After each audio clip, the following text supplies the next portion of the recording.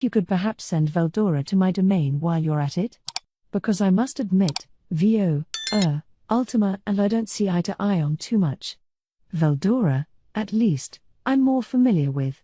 We know each other's dispositions. He was asking me for a last-minute reshuffling of my job orders, and sadly I had to turn him down. Sorry, but I'm afraid you're barking up the wrong tree. Veldora doesn't work for me, he's more my friend and equal, so I can't decide for him. If he was fine with it, I had no right to intervene either way, but I wasn't about to ignore Veldora's own desires and decide for him. Let's see what he thinks. Well, Veldora? You have an invite, what'll you do? Veldora gave me the haughtiest smile possible. Heh. Dagrel, I do sincerely wish I could stride in to help you, but I am a busy dragon. I have an obligation to keep Ramirez's dungeon protected, for one. In other words, I realized as I looked at him, he was going to do what he always did, sit around the labyrinth and waste everyone's time. Master. I felt bad for Ramirez, shouting with tears in her eyes, but I genuinely felt that Veldora was just looking for the easy way out. Ah. Too bad, then. I'd have quite a bit of trouble defending myself against Velzard if she attacked, you know. Having you on hand to help out would put my mind very much at ease. Qua ha ha. Yes, with someone as powerful as me around, even my sister is nobody to fear. A pity, then. Truly a pity, Dagrel. He's being so blatantly pretentious about this, isn't he? But Velzard really is big trouble, so I'm pretty glad overall that Veldora's staying in Tempest. Not very good news for Dagrel, but I really do need to put my own nation's safety first. Dagrel's right, Milim said, overhearing us. I've never fought Velzard before, but my instincts tell me she's one me-in customer. If she comes over to my domain, I'm the only one who could take her on, and then I wouldn't be able to focus on anything else. We really need a way for me to call for help on a moment's notice. She was being perfectly reasonable, of course. It was a surprisingly realistic suggestion from the usually overconfident Milim.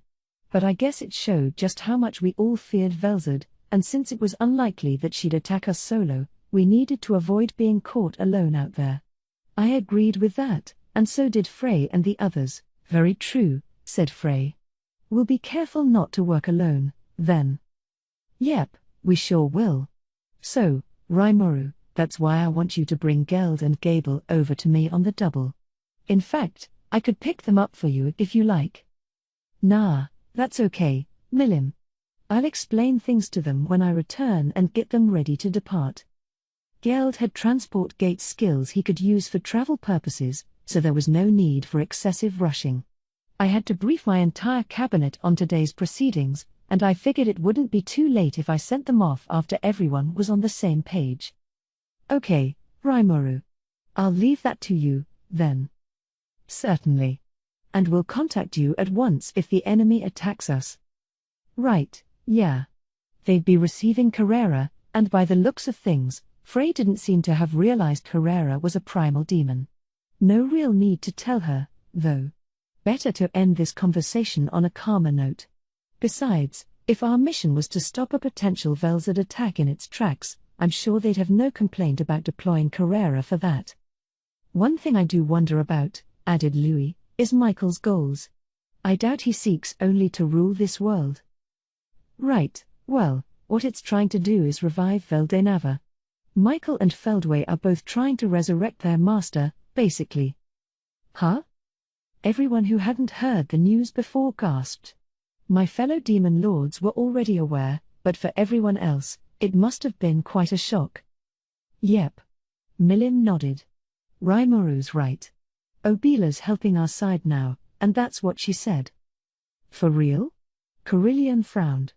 News to me. Oh, didn't I mention that? I thought I already told you to.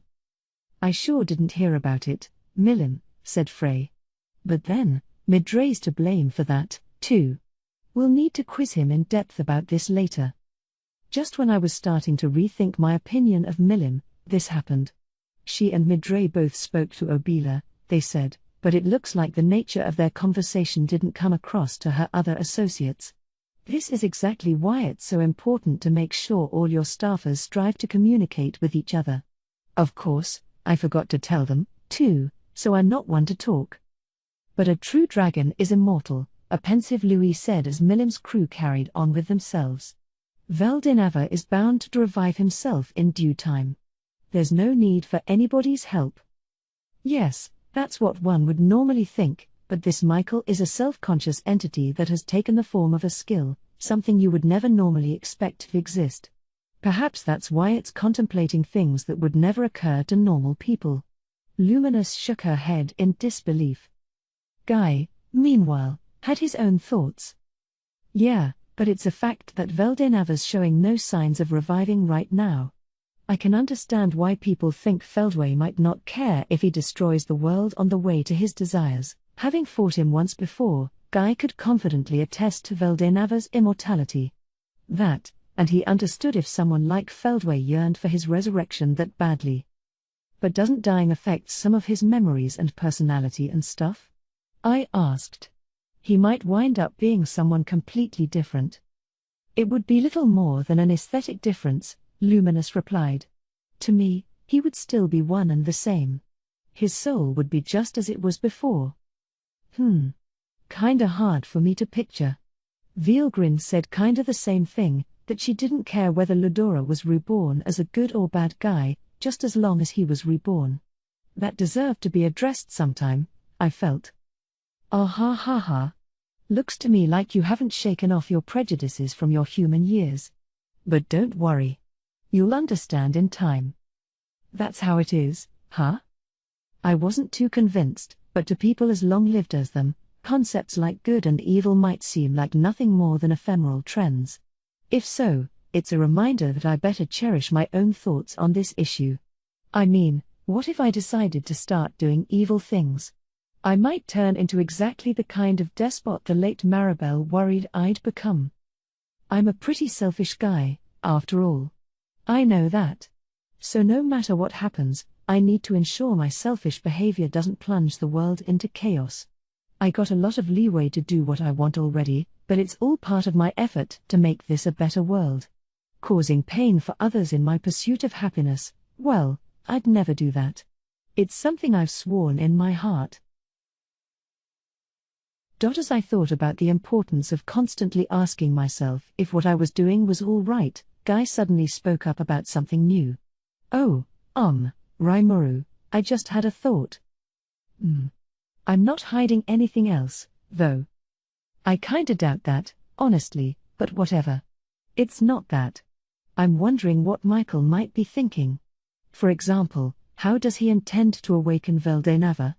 If you know, tell me. He was being awfully pushy. I was about to tell him that I had no way of knowing before my own mind stopped me.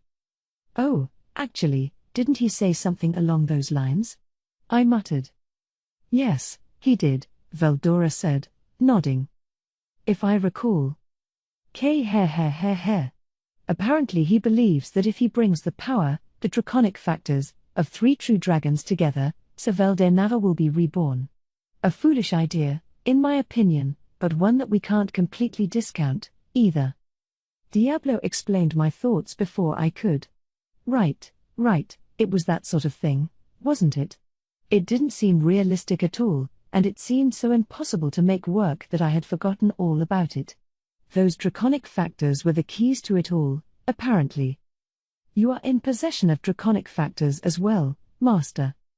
Ah yes, I'm something resembling a true dragon now, aren't I? Maybe it's a given that I have these factors, then. Anyway. Even if you could collect the draconic factors from the 3 remaining true dragons, Velzard, Veilgrind, and Veldora, I don't think it'd matter. You'd still be lacking the factors of Veldinava himself, and those were the most important of all. Nobody else would have his soul, after all. Diablo didn't see it as totally impossible, but still. Huh? That logic is completely flawed, though. The only thing Michael could create with that is a pseudo-copy. And maybe it could imitate all of his abilities, but without that all-important soul, it's not at all the same thing. Guy apparently agreed with me. Well, I cannot say either way, but if a completed physical body is in place, there may be a chance of the lost soul returning to it. Could be. Veldenava's a fully spiritual life form, so his soul won't be scattered across the universe like Ludora's, I don't think. It's not impossible, no. I think I'm losing sight of the logic here. There is no reason for Veldenava's soul to return to that body. If he wished to return, he could simply recreate his own body for that purpose. Right? And with Seal joining the naysayers, I was now full-on skeptical of the enemy's plan. If it's bound to fail anyway, maybe we could just ignore them. Then perhaps the enemy's true goal is obtaining Veldora. Everybody in the chamber stopped. Hui? Veldora's half-breathed exclamation echoed across the quiet room. He seemed completely oblivious to this, so it was best to just leave him be. Luminous's suggestion was far more important. Yes, I've been overlooking that. Veldora's been taken over once already, but his draconic factors weren't taken from him. I suppose Michael cared more about possibilities than probabilities. If so, then whether reviving Veldenava was a harebrained idea or not, there was a decent likelihood that he'd still be after Veldora's draconic factors. I never considered Velzad getting mind-dominated in the first place. Now I'm worried our enemy's catching us flat-footed. Mused Milim. If I recall correctly, Obila said that Emperor Ludora, in other words, Michael, had taken in the draconic factors of Veelgrind. If Velzad has been taken over as well, that means Veldora's the only one not in his collection. Whoa, wait. Are you trying to say that Velzad's had her factors taken away from her? Guy looked a little panicked about what Milim just said. I decided to express my own thoughts. You're really sure about that? If it's true, a somewhat frantic-looking Guy replied, you know Velzad won't emerge unscathed. She's as good a fighter as I am, but the process may very well make her cease to exist, maybe? I'm not sure. In Veelgrin's case, it was only one of her parallel existences that was taken and absorbed. We're talking maybe 1/10 of her overall magical energy at most, I think, and I bet even that pushed Michael's body to the limit. That helped reassure Guy a bit. Yeah, true. As obscenely powerful as a true dragon is, they're not gonna be absorbed that easily. I nodded. At the time, Veelgrind had been pretty severely damaged by Carrera's judgment bullet, but even then, she had a lot of stamina left. Michael himself was using Lifestealer, an ability of Yuki's, to sap Veelgrind's life force, but he never fully absorbed her. That, and I had a good idea of why Michael tried to banish Veelgrind from this world.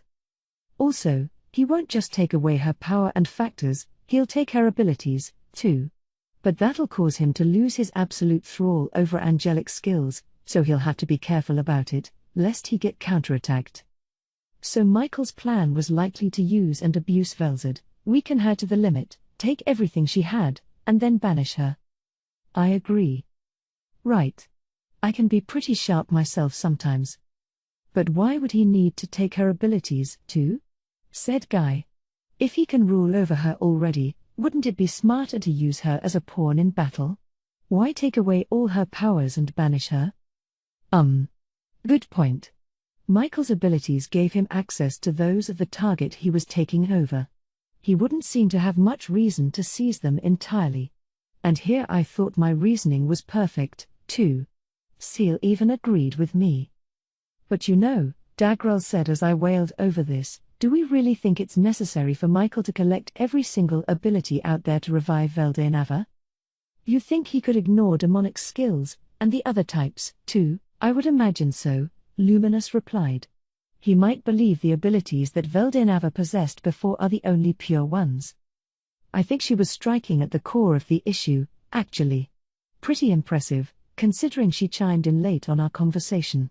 So you think he's trying to collect only Veldenava's genuine skills, and that'll let him create the complete Veldenava? This omnipotent being who's created all abilities? It's a pretty big concept to grasp, but if that's what Michael wishes for, he's probably not gonna get it. As long as Leon's on our side, there's no way he'll get all the needed abilities. Guy flashed a bold grin. But I wasn't sure it was that simple. If he was right, then we'd already foiled Michael's strategic objectives. I mean, or Seal really, but regardless, had already consumed Raphael, and Uriel, and Raguel. But before I could ponder this any further, Seal offered some assistance. When Vielgrind had her draconic factors seized, she became unable to maintain her own existence and was doomed to perish even before dimensional transfer could be cast. However, it is believed that after you released her main essence, that had the effect of resynthesizing all her energy. Okay. So why bother banishing her at all, after already shriveling her up like that? Likely because he feared that she could have revived herself. Taking her draconic elements is a different thing from breaking her soul or heart core. Presumably, he wanted to prevent a revived Vielgrind from exacting revenge upon him. With all the qualifiers Seal was adding to the analysis, this clearly wasn't a 100% guarantee. Maybe that's why it was avoiding this topic up to now. It always was a perfectionist that way, but I nonetheless appreciated having someone to bounce ideas off like this. Is Seal wavering this much because it doesn't know what would happen if Vielgrind was resurrected after losing all her abilities? Yes, exactly. She was doomed to perish, but that would also mean being released from Michael's rule. Once it happened, Vielgrind, who'd probably still have her memories from being mind-dominated, might be pretty pissed off. If she saw that this domination was being driven by an ability, she might do away with Raguel, the cause of it, gain her freedom, and reappear before Michael, just like that. So he'd just banish her entirely, then, right? Makes sense to me. And with Vielgrind no longer around to exercise her skills on anything, it wouldn't be strange for him to want to fetch any beneficial skills from her before she went away. But I was starting to think the whole collect all abilities theory we talked about was mistaken.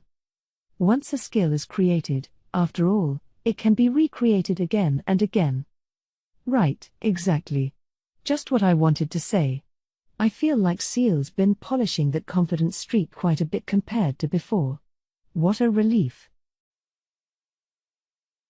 With my thoughts now better organized, I rejoined the discussion. Certainly, I think that collecting abilities would benefit Michael, but maybe that doesn't have anything to do with reviving Veldenava, you know?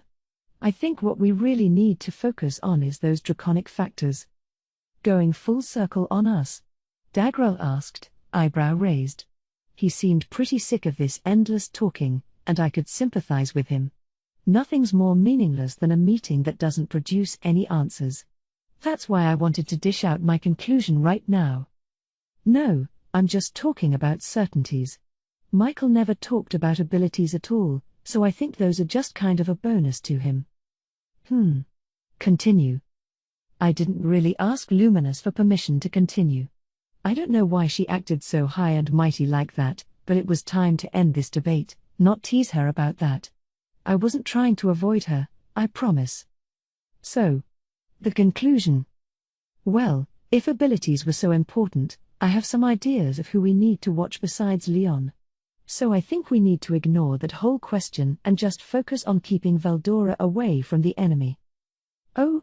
You sound confident about that. Yeah, well.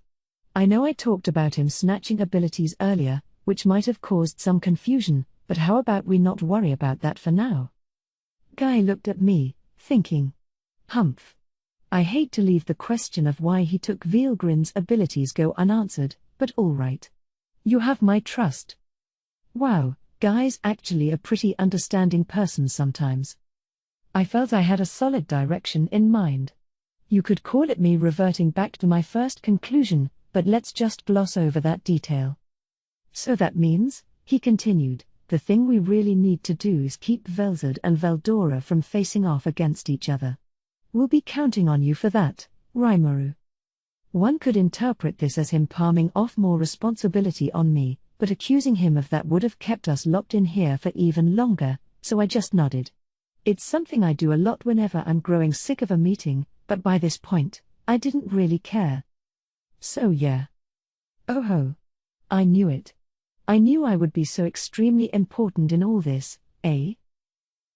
I don't think anyone would blame me for hearing Veldora chime in with this stupid crap, instead of seriously trying to participate at all, and getting a little incensed. We were now demonstrably several steps behind the enemy. We all had to admit to that, but it was possible to catch up. Veldora didn't have any angelic skills, and he'd already wriggled out of Regalia Dominion once. The enemy knew that, though, so they would likely try a more frontal approach next time. That meant total war, so our first objective was to get everybody with angelic skills together. If I were Michael, I'd definitely be as careful as possible with my actions, yet the main gist of his strategy was still unknown. But no need to panic, either. We were certain that Veldora was the enemy's main target, so I could just take measures to prevent access to him. In the worst-case scenario, I could even cut out the override circuit inside Leon, though I preferred not to. All right, everyone. Good luck out there. If something happens, drop me a line immediately. With that, Guy wrapped up the Walpurgis Council. Cooperation wasn't exactly a major theme of this conference. In fact, there was absolutely none of it at all, but at least it was over now, at long last. Interlude, Heavenly Emperor and Ex-Hero. What's bothering you today, Leon? The question was lodged by Elmesia Elru Thalion, Heavenly Emperor of the Sorceress Dynasty of Thalion. It was pointed, of course, at the Demon Lord Leon Cromwell. He had made a stop at Thalion before returning home after the Walpurgis Council. Guy is going to be visiting my lands. I'm afraid I can't stay for very long in here, so let's skip the pleasantries and get straight to business. You always were impatient like that, But if these are the circumstances, I can hardly blame you. Leon coming over to Thalion and meeting with Elmesia without an appointment was, in itself, a sign of just how much preferential treatment he was receiving. He was also forcing the topic without even considering Elmesia's feelings about it. An observer unaware of their relationship would find it to be an absolutely unbelievable sight. That relationship dated back before Leon became a demon lord, even before he was a hero. He was wandering the world in search of Chloe, and one day his travels brought him to Thalion. There he came across Elmesia's mother, Sylvia Elru, a woman with all the time in the world. She was a high elf, one of the true elves, and a famed genius known for her core theories in the field of sorcerous science. But she had another face as well, that of the best pupil of Twilight Valentine, vampire and demigod. Sylvia was a strong woman. If she had been there to help, maybe her husband, Elmesia's father, wouldn't have had to die. But it was not to be, because Elmesia herself had been in Sylvia's womb at that moment. In time, Sylvia became Leon's instructor, imparting all the swordsmanship and magic she knew. It was only natural that it would help Leon grow immensely. Thanks to that, Leon became acquainted with Elmesia as well. He had gained access allowed only to family and close friends, and that was why he had been granted an audience with Elmesia now. With Elmesia's blessing, Leon began to speak. You've deployed at least some intelligence operatives, haven't you? Oh, of course. Elmesia wasn't shy about admitting it. Then you know the demon lord Rimuru has won against the Eastern Empire. We're aware of everything up to the Primal's actions. We spoke briefly after their victory party. What about the fighting after that? What was his name? Yuki? I heard they were fighting in tandem with an informant within the Empire, but unfortunately, our information source was cut off right at the worst possible moment. Leon nodded in understanding. Then he revealed what he knew, hoping to gauge Elmesia's reaction. Well, quite a few things happened at once, it seems. Veilgrind made her appearance, Veldora had his mind taken over. It turned into a very dangerous situation. But Rimuru still managed to push all that aside and emerge victorious. Huh? He did? So you really don't know, then? Let me give you a brief summary. This he did, as succinctly as possible. He also went over their discussions at the Walpurgis Council, leaving almost nothing hidden. He knew he could never put one over on Elmesia, so he decided to just be honest and request her help. I see. Well, If that's how it worked out, I can see why he declined to go into detail with me. She sounded convinced. When Rimuru told her, "Hey, we won," she had no idea it meant that much. They won against Veilgrind herself. It shocked Elmesia into silence. She'd always thought of him as a rather strong figure, but never did she imagine that he would grow into this kind of monster. Looks like he grew beyond my own mother long ago. No wonder he's out there taming primals. So he released both Veilgrind and Veldora from their thrall for a huge comeback victory. Michael and the other enemy leaders escaped his grasp, but as she saw things, it was safe to call this a huge victory for him. I do want to ask, Leon, you're not trying to deceive me with lies, are you? I have no reason to be dishonest with you. I heard it from Rimuru himself, though, so I cannot say if it's the absolute truth. You must trust that demon lord quite a bit more than I thought. What do you think of that story? About how Emperor Ludora's been taken over by his own skill and is now calling himself Michael? Well, if you're lying about that, I wish you'd give me a more believable tale. I know exactly what you mean. It's so preposterous, I'm willing to believe just about anything at this point. Such was Leon's evaluation. It made Elmesia grin.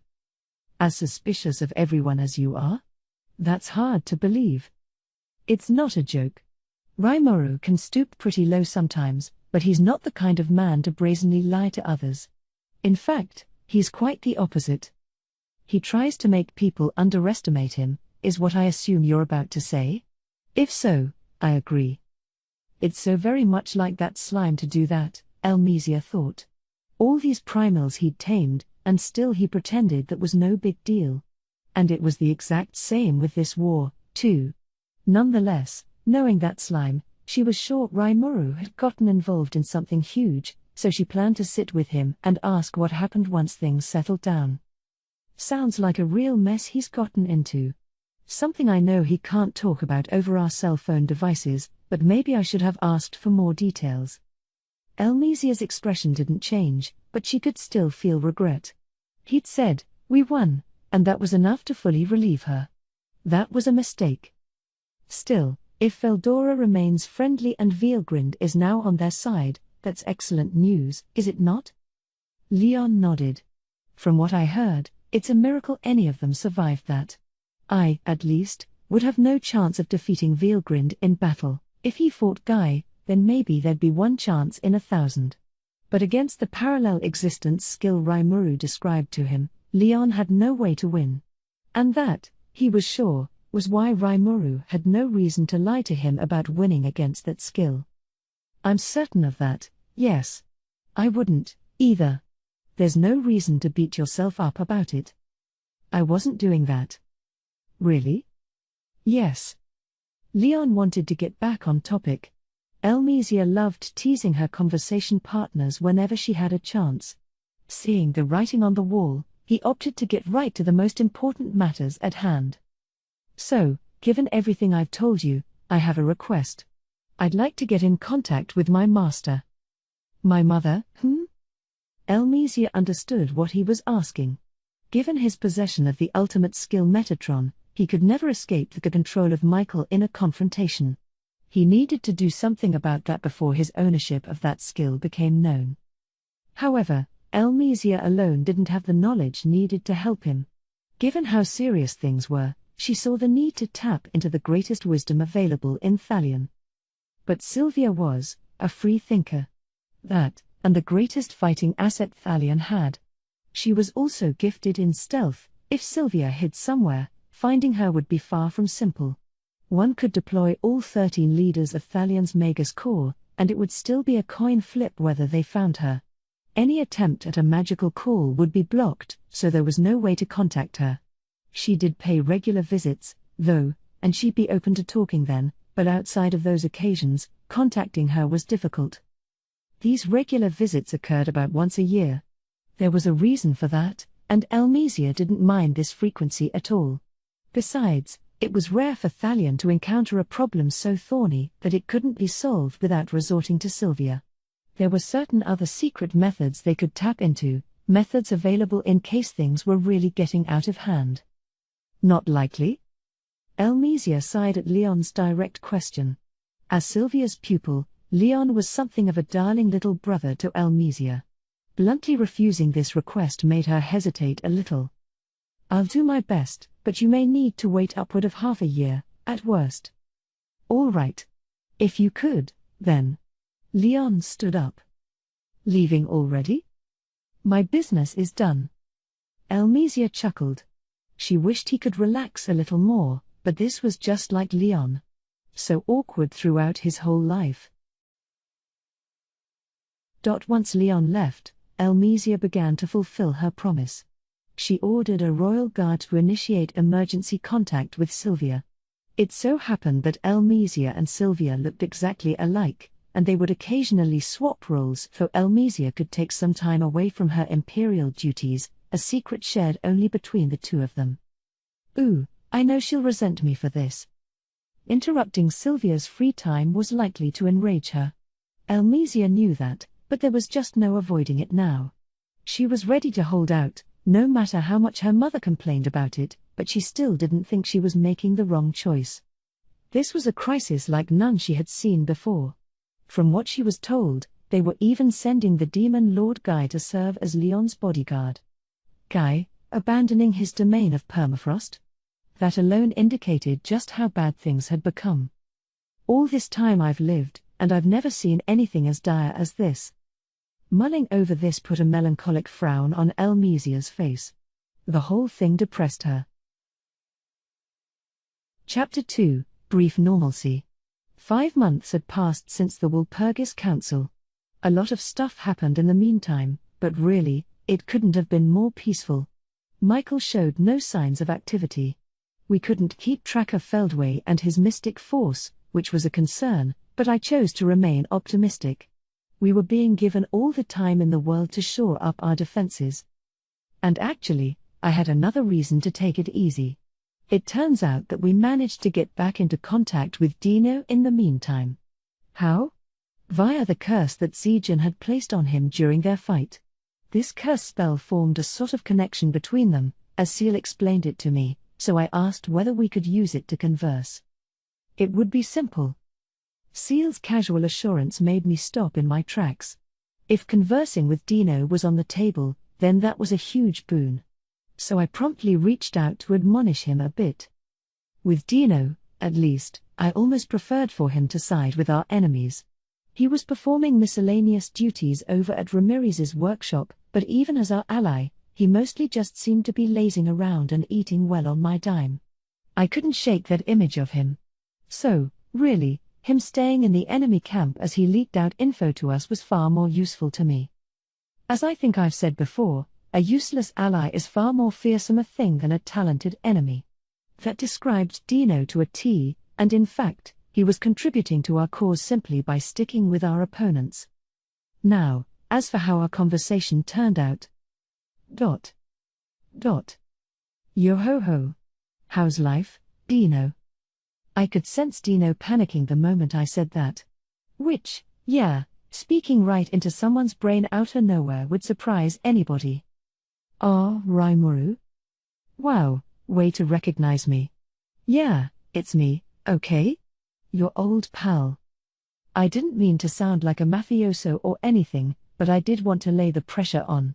He had to understand that I held the dominant position here. So what do you need? Because I'm pretty busy right now. He sounded beyond reluctant. I smiled to myself. You can't run from me now, I thought as I sent my words straight into his mind. Oh, it's nothing too complicated. So I'm led to understand that you tried to pick a fight with us. Well, not a fight, exactly. I mean, nothing that elaborate or whatever. I'm not too interested in hearing excuses, thank you. I think what matters more right now is whether you're talking in good faith with me or not. Good faith. Because it sounds like you not only led a bunch of invaders into Ramirez's labyrinth, but also went on your own little violent rampage, too. And you even planned to kidnap Ramirez, didn't you? I grinned as I painted Dino into a corner. Well, about that. It was kind of, there were these orders I was forced to follow. I think I just told you that I don't want to hear excuses, didn't I? Why yes, sorry, I wasn't too sure who the bad guy was in this conversation any longer, but so what? I'm a demon lord. So's Dino. Actually, it's not like this was bothering my conscience at all. Thank heavens for that. So Dino, perhaps realizing he was in a no-win situation, wasn't giving me much to work with. Seizing this chance, I made him an offer. Now, normally your behavior would never be forgivable, but I'm willing to look the other way this time. But I'll only do it if I see that you regret what you've done. Really? Oh, I regret it a lot. But I kinda have my own obligations, too, and that's why all of this happened. I think you know what I mean, don't you? Oh, sure, loud and clear. You were just being controlled by Michael? What? No awareness of it, just like I thought. But it didn't seem to me that Dino was too loyal to Michael at all. He was always self-serving that way, and that actually helped me a lot. Wait. Seriously? I'm being controlled? Yeah. Totally. I don't think you willfully did any of that, even. So I told him all about Michael's skill set. Anyway, yeah, it looks very much to me like you have at least one angelic skill, but am I wrong? Oh, no way. Yeah, I got one. An ultimate. Astarte, Lord of High Heaven. So Dino's got Astarte? I don't know what it does, but it sure sounds angelic to me. Right, that one. And that's why Michael's able to control you, while you remain totally oblivious. Judging by Dino's reaction, it might have been a good idea to keep him in the dark about all this. It looked like Michael didn't have complete control over him. Clearly, he wasn't under some oath of fealty or anything, so he cracked pretty quickly. Knowing his personality, I had a feeling that I could seal the deal on this fairly easily. So what should I do? Because even hearing that, I don't feel any anger or whatever toward Michael. I don't feel like double-crossing him, and I don't feel like rejoining your side, either. And I didn't notice until you made me aware of it, but this does feel kinda weird, yeah. He had told me his ability, and I made him aware of the truth. I'd say this contact's been a big success so far. But let's see about going in even deeper. Well, I have a theory. If you had a demonic type ability, one that could resist an angelic one, maybe they'd cancel each other out and then you'd be free of this. There are a couple of other remedies I could try out, but there's an element of luck to them all, so I wouldn't recommend them. This cancel-out theory had its basis in Chloe's experiences. Chloe avoided having her mind taken over thanks to possessing the monus known as Chronoa. Apparently she was no longer in contact with Chronoa at the moment, but I was willing to bet she was fighting hard to remove the override circuit on the Sariel skill. I wished I could help her, but with this, I trusted that she and Chronoa would figure out a way. So as for the luck approach, well, that was a lie. Not that I didn't trust Dino, but he was still under mind control. I wasn't dumb enough to reveal my entire hand from the get-go.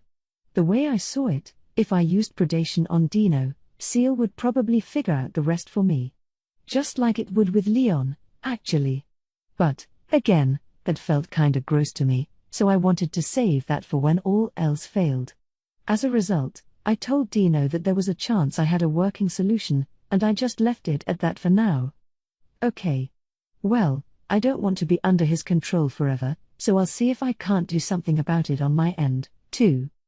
Whoa, don't push it. Michael's side is in a state of total war with us demon lords, remember. So I don't want you to do anything, okay? Just lay low and don't do anything to make them suspect you.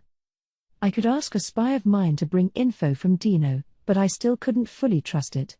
I wasn't sure that Zejan's curse forced him to tell me the truth, and even if it did, what if Michael made him tattle on me? I couldn't tell if Zejan's force was beating Michael's rule or not, so for now, relying on potentially suspect data would be way too dangerous. But hang on. Leaving Dino dangling like this would be such a waste, wouldn't it? Besides, why do we have to be the only ones doing all the heavy lifting around here? That's all you want from me? Being told not to do anything was clearly right up Dino's alley. He's such a dupe that way. Not like I'd be that kind to him. Well, I'd feel terribly sorry, asking you to betray Michael as well. I tried to sound nice to him, but really, I couldn't wait to put him to work. Oh, I'm not planning to, but if you want me to throw some info your way, that's cool. Whoa. He's fine with that. He really can't be trusted, can he? Right down to the core, but, well, that's fine. If we can make him work for us without making him feel like he's betraying anyone, that's perfect. No, that's all right. Just don't do anything, okay? For real? After all that talk about good faith a minute ago. I was really liking the direction I was guiding this talk. I knew how much of a contrarian he was, and I wanted to use that to make him volunteer to do stuff for me. That wound up being exactly the right approach. Well, if you don't participate in any fighting, for example, that's the same thing as scratching you off Michael's arsenal. Oh, right, yeah. It annoyed me how readily accepting of this he was, but that's Dino for you. Let's run with it. Okay. If you say so, then. If I see anything useful, I'll let you know. Sure. Much appreciated. Good, good.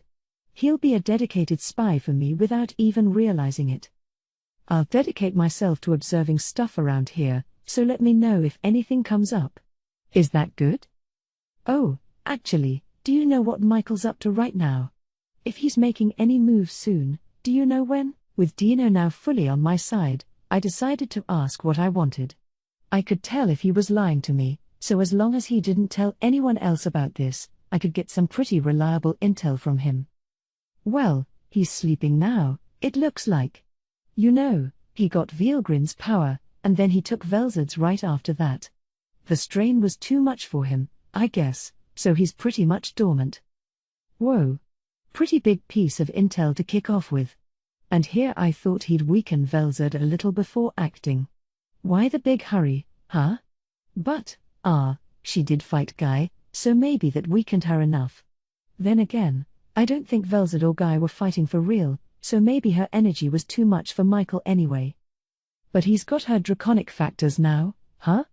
That could potentially trigger some kind of transformation in him, so we better watch out for that. And if so, that begs another question. How did Velzard turn out? She's recuperating right now, too. I think she'll be back to normal in a few more days. Aha. I think this means we shouldn't expect an immediate attack, but, man, true dragons sure heal up fast.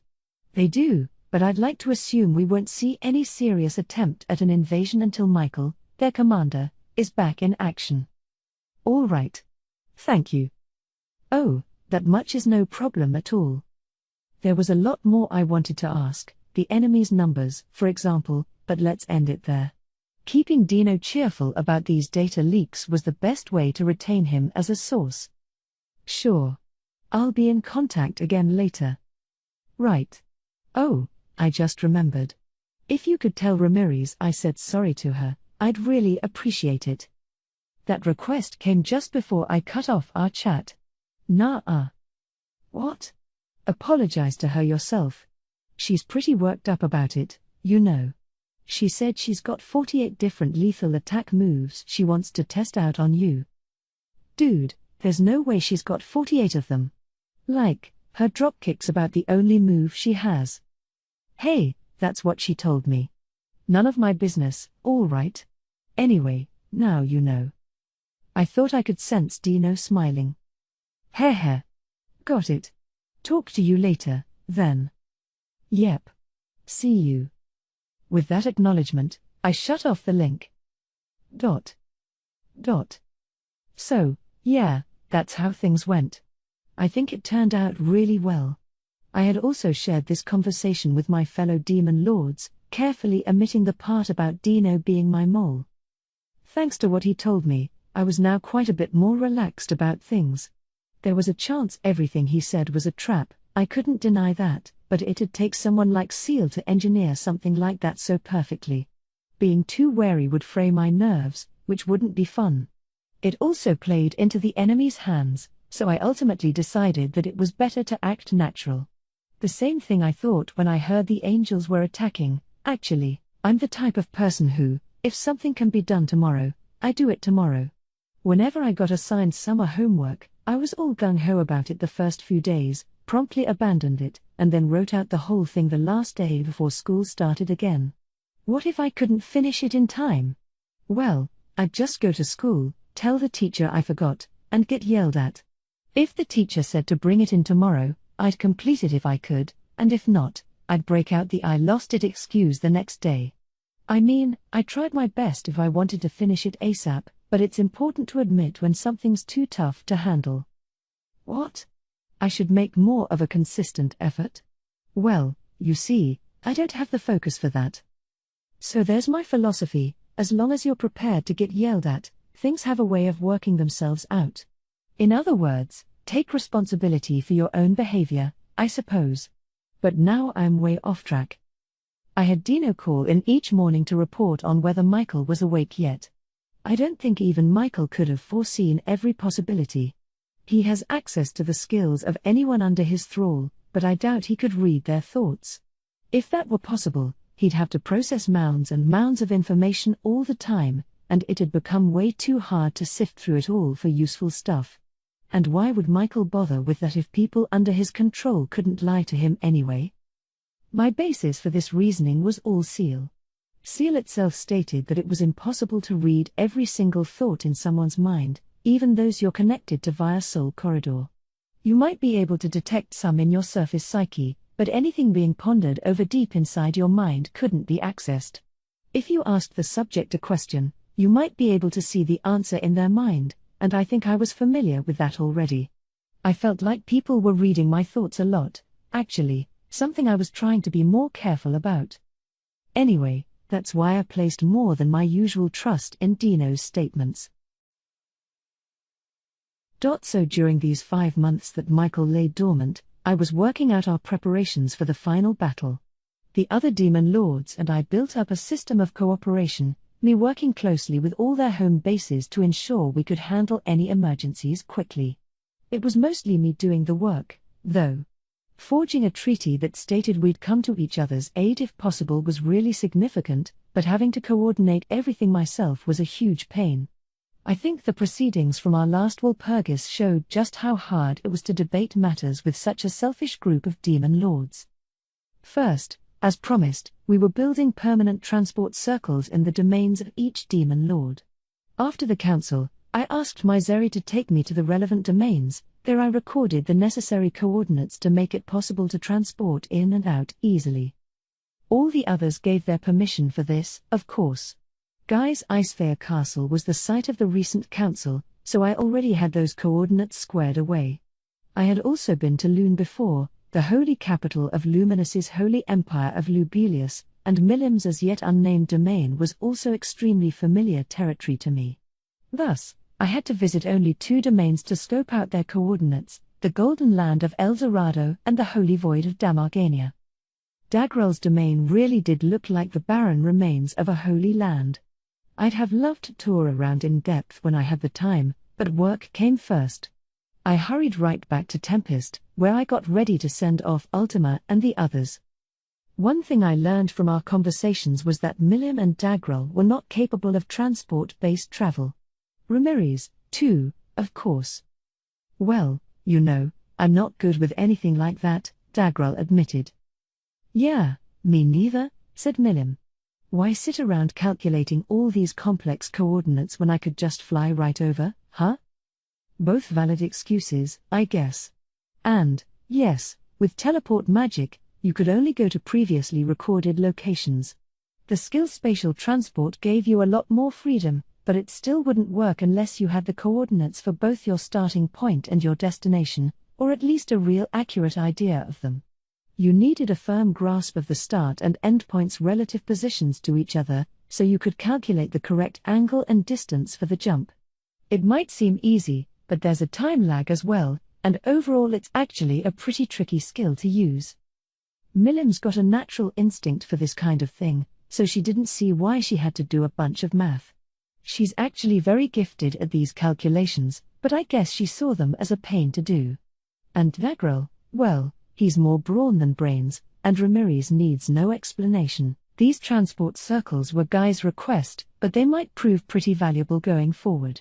Leon and Luminous could use their magic and skills for transporting themselves, but seeing as how they didn't object to building these circles in their domains, I guess they saw their usefulness as well. Anyone can use these, after all, including humans without much in the way of magic. In fact, one could use the magicules in the air to transport nearly 50 humans in one go, and that'd make it a lot easier for them to travel to any nations between the circles.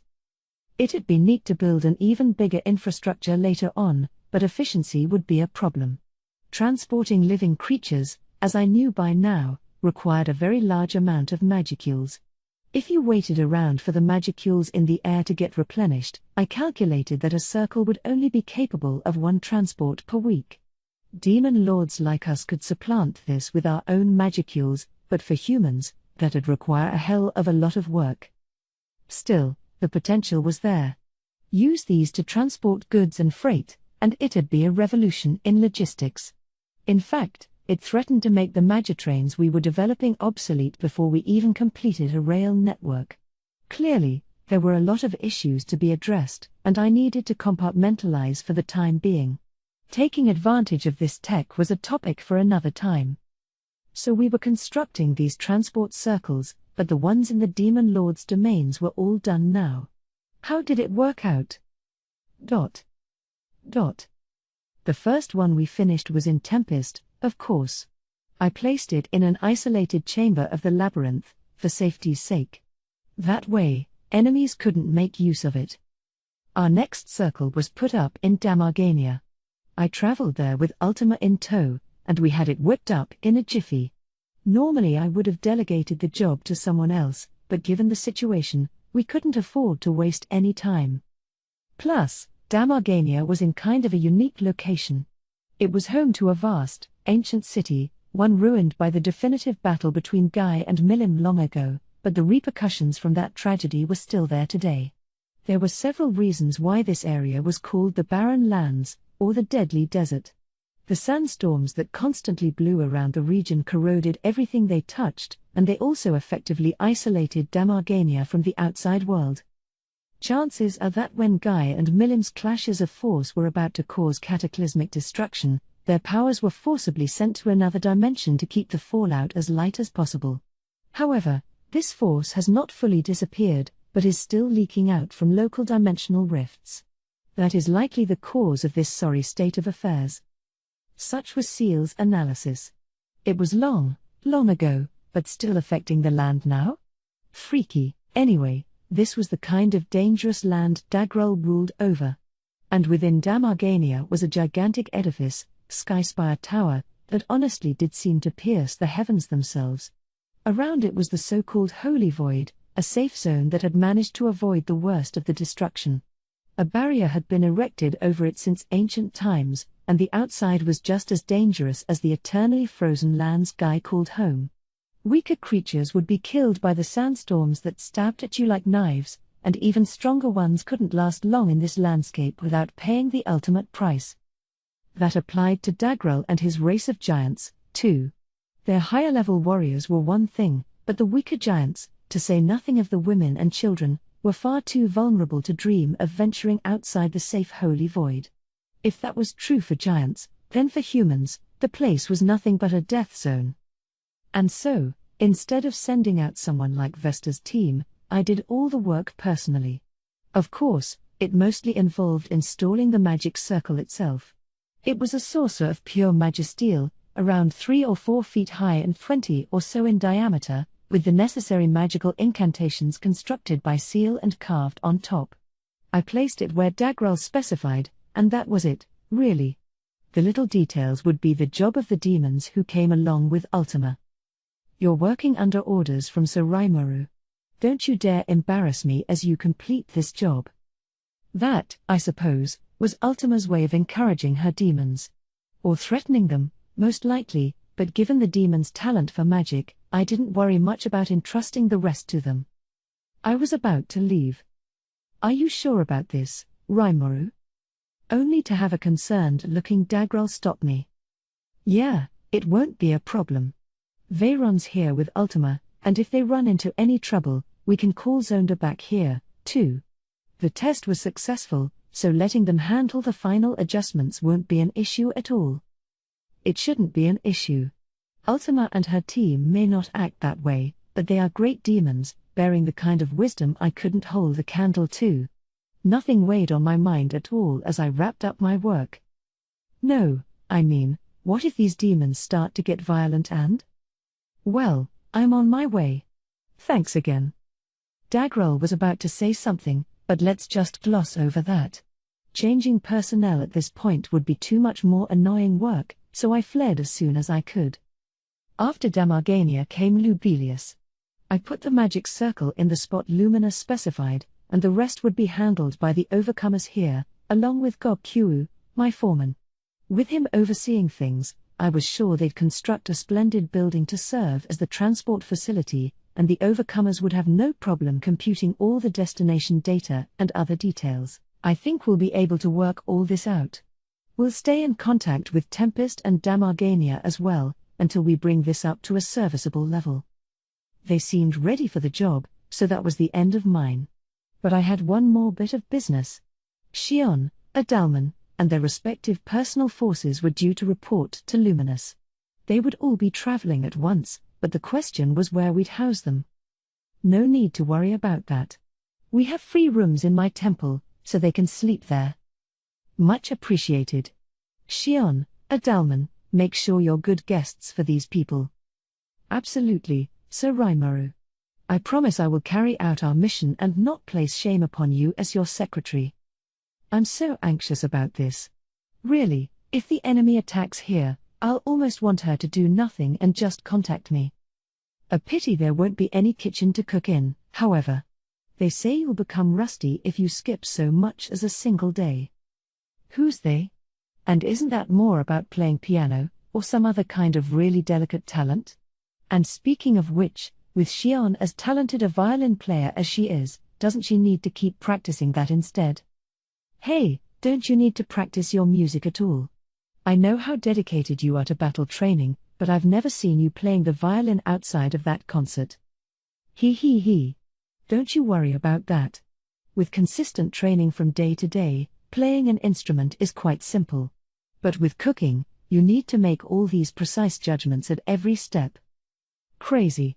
She was thinking about it in a completely wrong way. I kept myself from rolling my eyes, as I mentally demanded she apologize to every would-be musician in the world. That being said, no matter how much Shion screwed up those precise judgments in the kitchen, you'd at least be assured that it'd taste good these days. You ran the risk of overdosing on salt or sugar with her stuff, though, so she was right that judgment was key. Either way, though, her appraisal of cooking and music was completely backward. Your name is Shion, right? Luminous said as I brooded. When it comes to battle training, I know that Hinata is relatively free. In fact, I could even spar with you if you'd like. And as for cooking, well, I'm sure I can procure a spare kitchen and fill the pantry for you, so feel free to do whatever you like. I was stunned. Luminous truly knew no fear, and meanwhile, I was shaking. It was such a surprise to me that I was almost too late to stop her. Luminous, allowing Shion to cook is kind of a... Oh, I don't mind.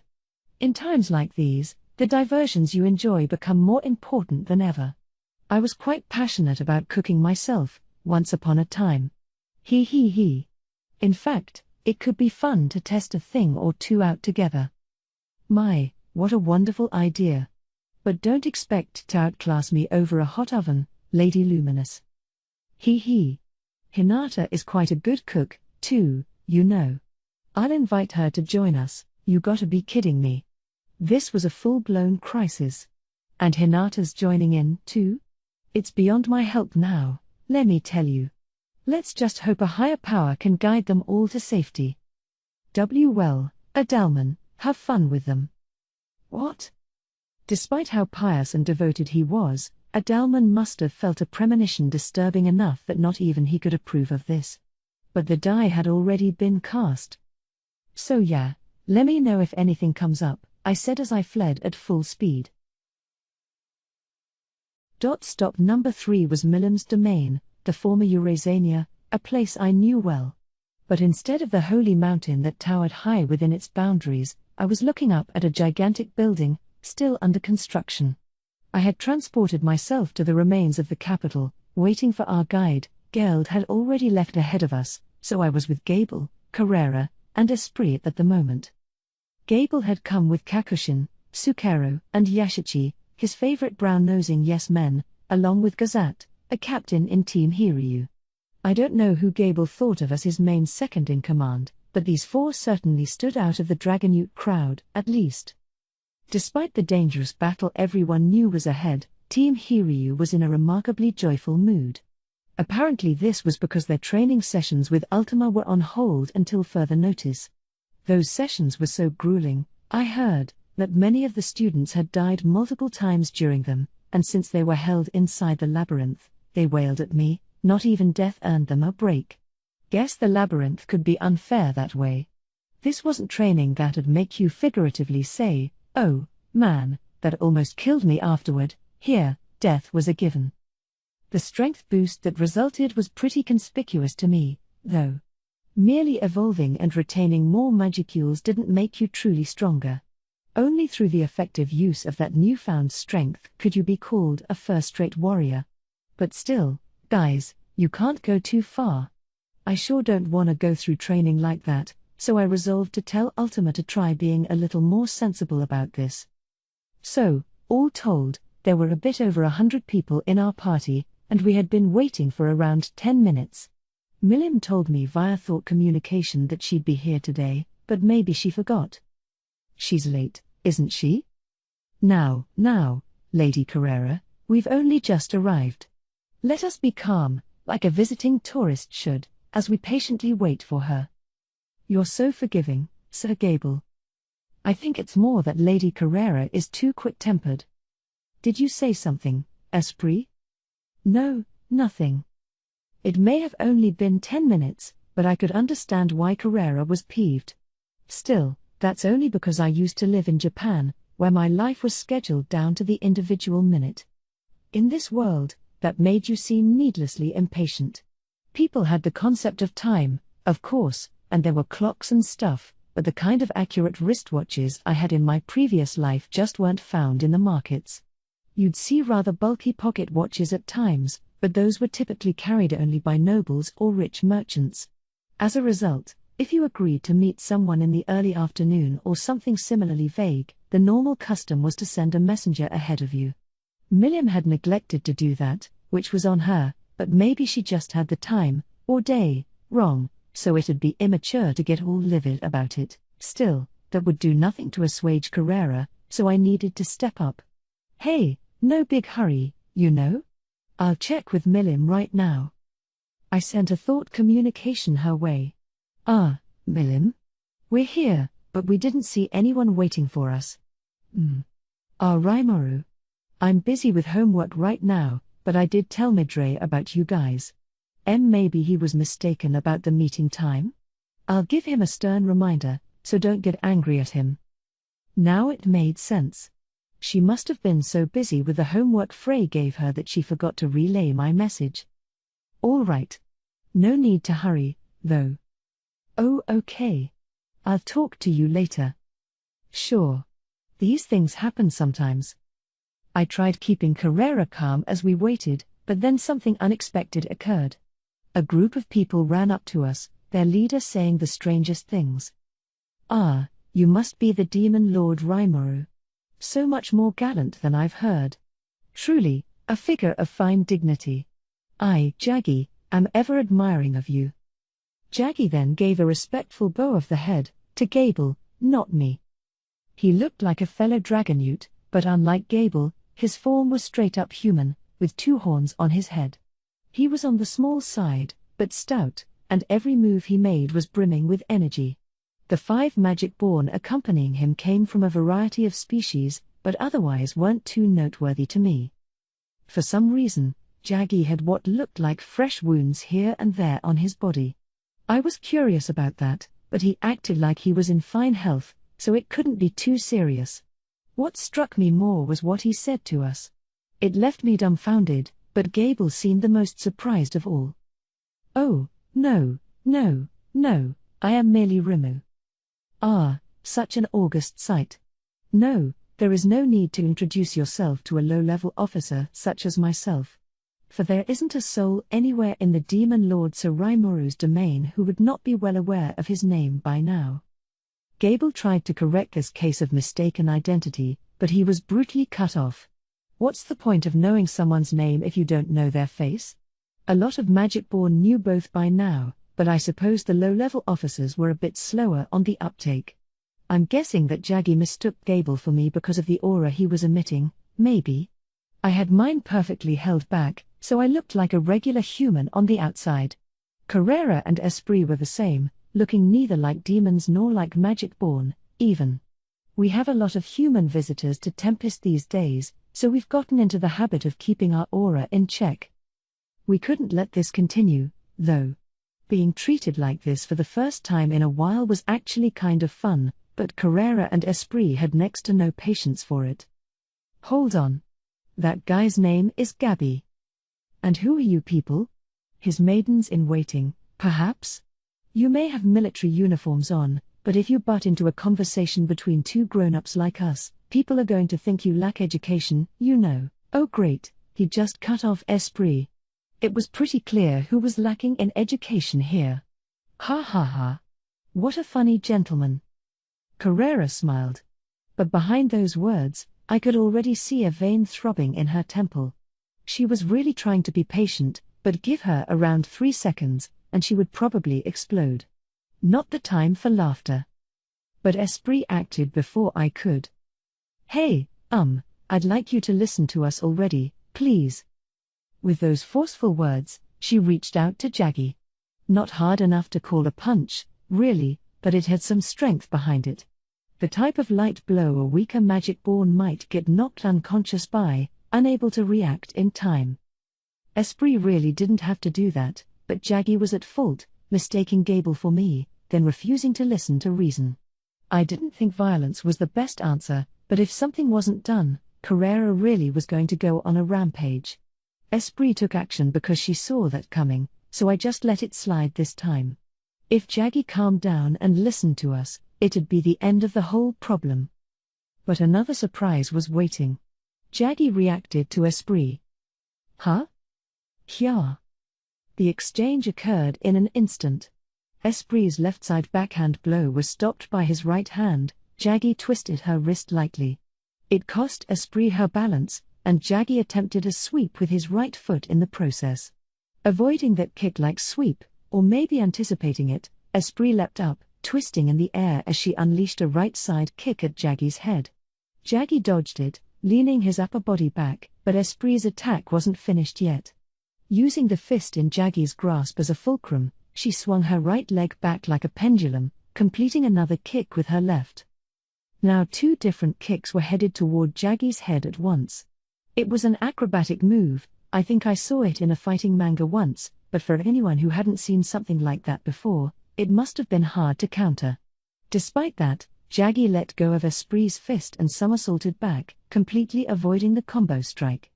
They were even again, and I was sure they'd drop the kid gloves before too long. "Ho! What a fascinating woman you are," Jaggy said, cracking his neck a couple of times. "Going easy against someone like me? That uniform isn't just for show. You're not too bad, either. Wanna see what I can really do? I bet it could be fun." Esprit cracked her knuckles, a fetching smile on her face. Carrera didn't move. I didn't need to see her joyous smile to know that, as her boss, she had no intention of stopping her. Gable, sadly, just can't be relied on at times like these. I think he's got a lot of trauma when it comes to the 3 demonesses, all thanks to Ultima. It was Esprit here, of course, but he still looked unsure whether to speak up.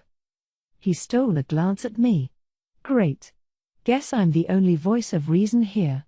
But fine. I'll dive in. First off, we need to take the man responsible for this to task. Okay, that's enough. Jaggy, right? We'll never get anywhere dealing with you, so you think you could call your superior over? I stood up straight, trying to sound like a big shot. It was my attempt to act all cool, and maybe I'd give it an 8 out of 10. I waited for Jaggy's response as I sang my own praises, but... Huh? What are you doing? Don't interrupt a real man's battle. What was he talking about? It instantly set me off. But the next moment... You. Stop being rude to Sir Rimuru. Carrera's kick shot forth like a lightning bolt. Yes, even my patience has its limits. Jaggy was thrown into the air, only to be tossed downward by Gable's spear. Oh, they got ahead of me. Esprit had nothing left to do. And as for me. And you guys. Nothing took place here just now, all right? I was busy laying a little pressure on the magic pawn dragging Jaggy away. Gotta hide the evidence, you know. It turned out that we didn't need to bully Jaggy like that after all. It soon became blatantly obvious that Milim's side was entirely to blame. Wah ha ha ha ha. Well, clearly it's not my fault now, right? Maybe not. I thought you had forgotten to relay the message, but, well, I never dreamed that you guys held an impromptu tournament to decide who'd come to greet us. The winner of that contest was Jaggy, but the real culprit here was Midray, the organizer. Why did you even do that? I asked Milim. Hey, my guys are always looking for a fight, but Midray's crew sure don't mess around, either. Frey had both hands covering her face, while Carillion was practically rolling around on the floor laughing. But Jaggy's that strong a fighter, huh? He asked. Yeah, I said, he sure is. Maybe 50-50 with Phobio. I was being honest, too. By magicule count alone he was a little behind, but going toe-to-toe with Esprit like that was an impressive bit of action. He might have also had the transformation skills of Gable, and if so, I'd rate him even higher than that. Of course, Phobio had the animalize skill, too, so it wouldn't close the gap with him any, and if they fought for real, I'm sure Phobio would seal the win. Still, Jaggy was definitely a top talent. There really were a bunch of strong dudes in the Dragon Faithful, Midray included. They didn't rely purely on strength, they knew how to adapt their talents for the situation. All great assets in battle. Too bad they're all a bunch of muscle-bound clods. That was the cruel reality of it. I could not begin to apologize to you. This is all the result of my careless management. Midray bowed his head low. Given the influence I imagined he held over Jaggy, I wouldn't hesitate to lay most of the blame on him. And, Lady Carrera? I, Sir Gable, and everyone else here look forward to your assistance in our domain. Good thing Frey's around to help. Carillion may be a mighty king, but he became that in no small part because he loves bashing heads in battle. He was close to Midray like that, never abandoning the credo that if you're defeated, it's your fault for being too weak. In this case, well, I guess we're lucky that we happen to be the stronger side. If we weren't, I doubt our talks would have gone this well. All right, Carrera. Wanna test each other out a little? See? There goes Carillion again. Ho!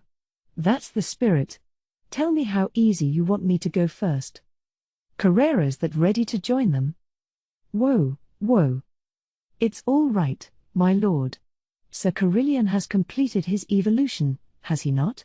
It's only natural that he'd want to see how much stronger he's become. Look, that might be true, but we're not in the labyrinth, okay? If you go too far with each other, you might wind up dying. It's too dangerous.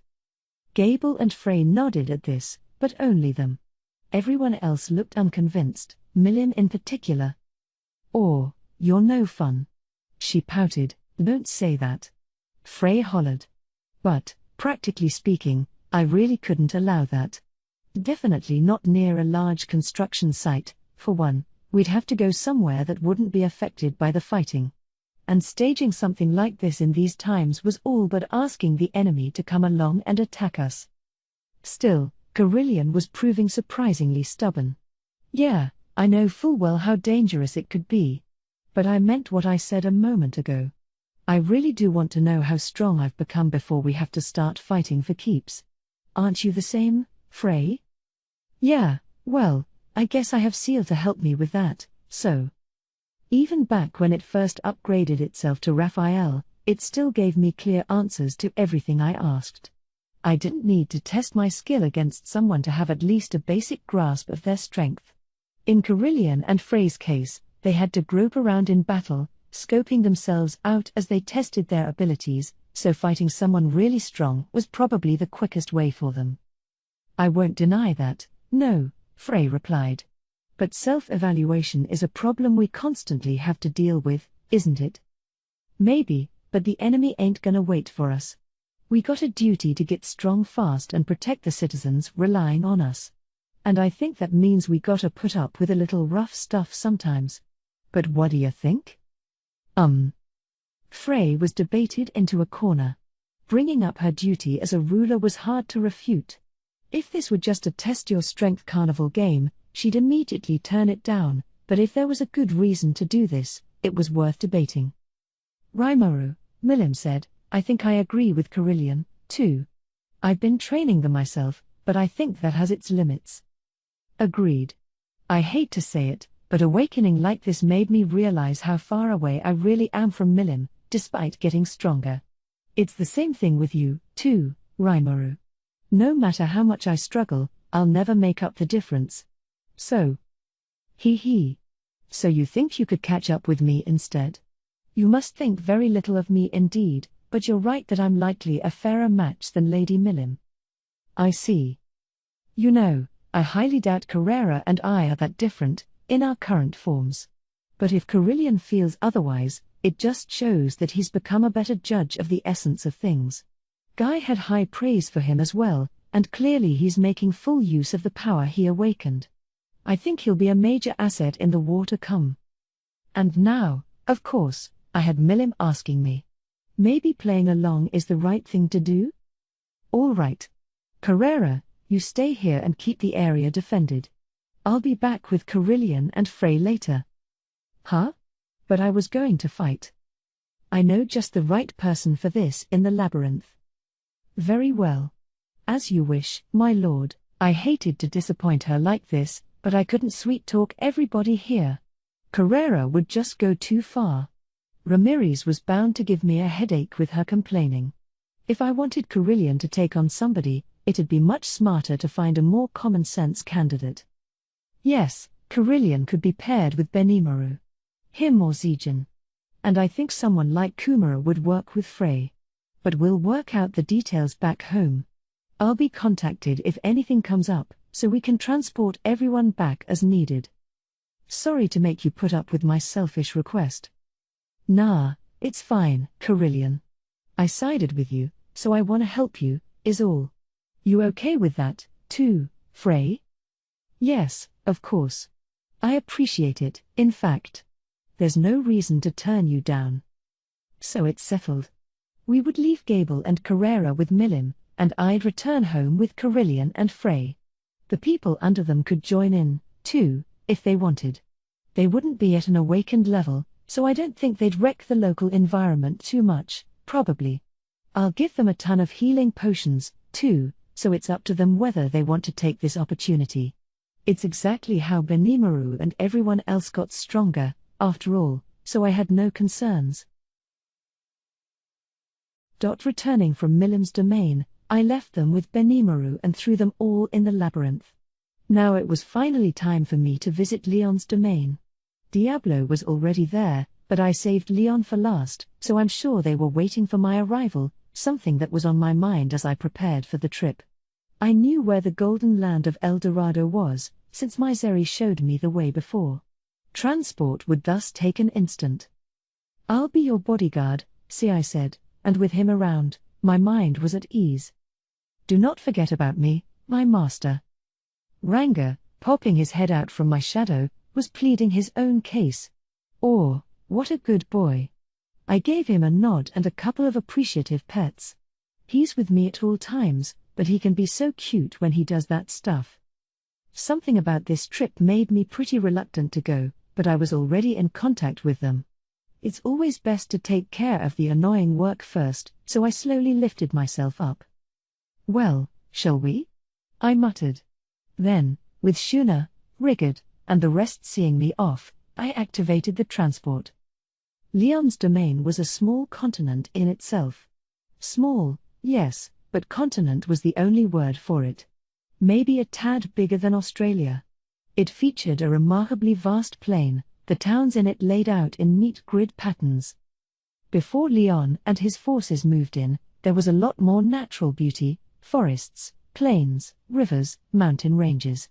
All of this was magically rearranged by force, optimized to maximize output, and these were the results. That's what the golden land of El Dorado was, a kind of man-made metropolis, created with an eye toward maximizing its harmony with nature. Whoa! This is amazing. Arlos the Silver Knight, who greeted me when I arrived, smiled at my muttered observation. Ha ha ha. It's an honor to hear that. I'm sure it would delight Sir Leon as well. The last time I met Arlos, he had the visor all the way down on his helm. This time, his face was exposed. He was so beautiful, you could almost mistake him for a woman, although not as much as Leon. His attractive silver hair flowed down his back, but between the thickness of his neck and the size of his Adam's apple, he was pretty clearly male. He was also Leon's second in command and the head of his domain's magic knights. The strongest among that crew was reportedly Claude the Black Knight and another man I've met before, but Arlos was no pushover, either. He could shoot magic in rapid-fire fashion with no casting time, pulling off transport magic as naturally as snapping his fingers. We had teleported to a spot outside the main city, in other words, beyond its defensive barrier, but he then teleported all of us to the main gate in the blink of an eye. I don't think he was human in species, but he looked like one in appearance, and as I thought it over, he revealed that he was part of the demonoid race. They were long-lived and well-versed in magic, but still human at the root, apparently. They were born via a mutation that put them into the ranks of magic-born, and he said only a very few of them existed. I wonder if people like Mjaran or Rosin would be among them? They could certainly be defined in the same manner, yes. I thought so. But then, magic-born came in all shapes and sizes, so trying to strictly classify them almost wasn't worth it. Personally, I didn't see the issue with calling any human who got magic bornified a demonoid. Regardless, my eyes were now turned toward the city beyond the main gate. It was more wondrous than I expected, these beautiful buildings, shining like gold as they lined the streets. They did an excellent job building them, and everything about the city was engineered to very precise standards. In simple terms, the whole metropolis was shaped like a six-pointed star, which by itself created a magical effect over the whole of it, and the wonders continued from there. The streets were built in spirals, gradually going uphill from their entrances, and they connected to a chalk-colored castle that loomed threateningly in the middle, its spiral towers dwarfing everything else. The castle itself wasn't that big, but since the whole town was built more outward than upward, it looked comparatively gigantic. If you were to view it from above, you could tell that the entire city formed a large, powerful, layered magic circle. To those without this kind of overhead perspective, that magic circle would never be noticed, and even with it, you had to pay attention. That's how ingenious, and how exquisite, this design was. I've been following a lot of my own passions when developing my city, but I didn't think to incorporate a magic circle into the design. What a great idea! For the first time in a while, I felt so frustrated about not coming up with it first. As an ex-member of the construction industry, seeing such a minutely designed city did a lot to prod my sense of pride. I know I had a wonderful city going back home, but I wasn't in a position to place functionality first with everything like this. Ramirez's labyrinth solved all my defense problems, but that was the result of several strokes of good luck at once. But here's a design that harnesses the citizens' magic power to keep their defense running, and they actually made it work. So this entire city produces the same effect as a large, powerful magic circle, huh? Amazing, is all I can say. I kind of felt like I'd been outfoxed, so I had to be honest in my praise. Oh, you could tell. Arlos said with a smile. Does it have the effect of search enemy and counterattack, maybe? It's so much huger in scope than regular magic, I'm sure it does an incredible job. Having a single magic circle evoke two different effects required a very careful arrangement by itself. Here, they made it work with something the size of a city, drawing the needed incantations with buildings to cast tactical level magic that ran day and night. I couldn't even fathom how amazing it was. Anyone who snuck in without permission would be spotted at once, and any magic attack from the outside would bounce right off the barrier. Even a legion magic crafted for attacking cities would fizzle out, I bet. Ha ha ha. Well spotted. You could tell that much at a single glance? There's no point hiding it from you, of course, so I'll say that yes, you're correct. This city generates its own foolproof magical defense. Arlo sounded proud of it, too, going on and on saying stuff like, having this barrier in place protects us from even the most insidious of demons, the kind that'd fire nuclear magic at us, but I didn't ask him any in-depth questions, because I figured it'd make me look bad. His brag reminded me of a certain blonde, high school teen-like demon I knew, but I'm sure that was just a coincidence. So, putting my theoretical weapons together, I attempted to butter Arlo's up. I'm sure it took so much time and money to obtain even one of those effects, right? But you've perfectly nailed two of them, all while calculating how to further develop this city and its features. Precisely. It was a terribly difficult ordeal, but we succeeded, thanks to our trust in Sir Leon. Well, count me impressed. Tackling something like that'd be a godsend if it actually worked, but you really did it, you know? Ha ha ha. Thank you very much. I didn't expect you to be so complimentary. It was Sir Leon who first conceived this city, so I'm sure he would love to hear that. Oh, no way. Leon designed all this? He really is a genius, huh? Here I thought he was this silent, creepy demon lord with a weird obsession for Chloe, but maybe I needed to see him in a new light. This cityscape really was beautiful, a reality I had to accept. The excitement was winning over the frustration in my mind. CI was observing the city as well, looking just as impressed, and I don't think he's that gifted in magic, but he was eagerly pricking up his ears, greedily searching for anything potentially useful. It'd be hard to invade from the air as well, I suppose. The only way in would be from underground. Oops. I was wrong. He was thinking of ways to attack this city, huh? Which, yeah, I guess that's important. We're friends for now, but we might wind up being enemies sometime later. Either way, this fusion of magic and urban planning was absolutely astounding. I'd love to implement parts of this in my own nation, but this wasn't anything I could readily copy. Our capital city of Raimuru was in pretty much a complete state, so to speak, and I wasn't gonna bulldoze it and start over. Something to think about for the future, then. If I have the chance to build more cities, maybe that's when we can try that idea out. Now I've got something fun to look forward to when I return home. Maybe it'd be a huge boondoggle, but I'd love to try designing my own magical city sometime. Walking past the main gate's entryway, we proceeded up a spiraling glass hallway. The city was just as pretty on the inside. A waterfall was robustly flowing off a man-made cliff in the distance, running down the canal spread across the cityscape and providing the most charming views from any angle. We pressed on for about 10 minutes, me taking in the views as I walked, and then we reached a night-guarded area where normal citizens were forbidden. Beyond this door is a magic circle connected to the front of the palace. Arlo's guided us in, and after we leapt through the circle, we found none other than the demon lord Leon Cromwell, leader of El Dorado, on the other side. He was dressed a lot more casually than I expected, jeans and a white shirt, but it looked fine on him. He's the kind of heartthrob who'd look good in anything, I guess. Arms crossed as he leaned against a column, he almost looked like a living piece of art. But once he opened his mouth, the effect was shattered. Faye. No Chloe, huh? His mind really was stuffed with nothing but visions of her, huh? It annoyed me a little. Guess he really is a silent, creepy demon lord, what with that unhealthy fixation on Chloe. That was the true him, I was convinced, and there was no point trying to shake him of that. Besides, something seemed off with Leon. I thought Arlo's was a pretty boy, but his good looks paled compared to Leon's.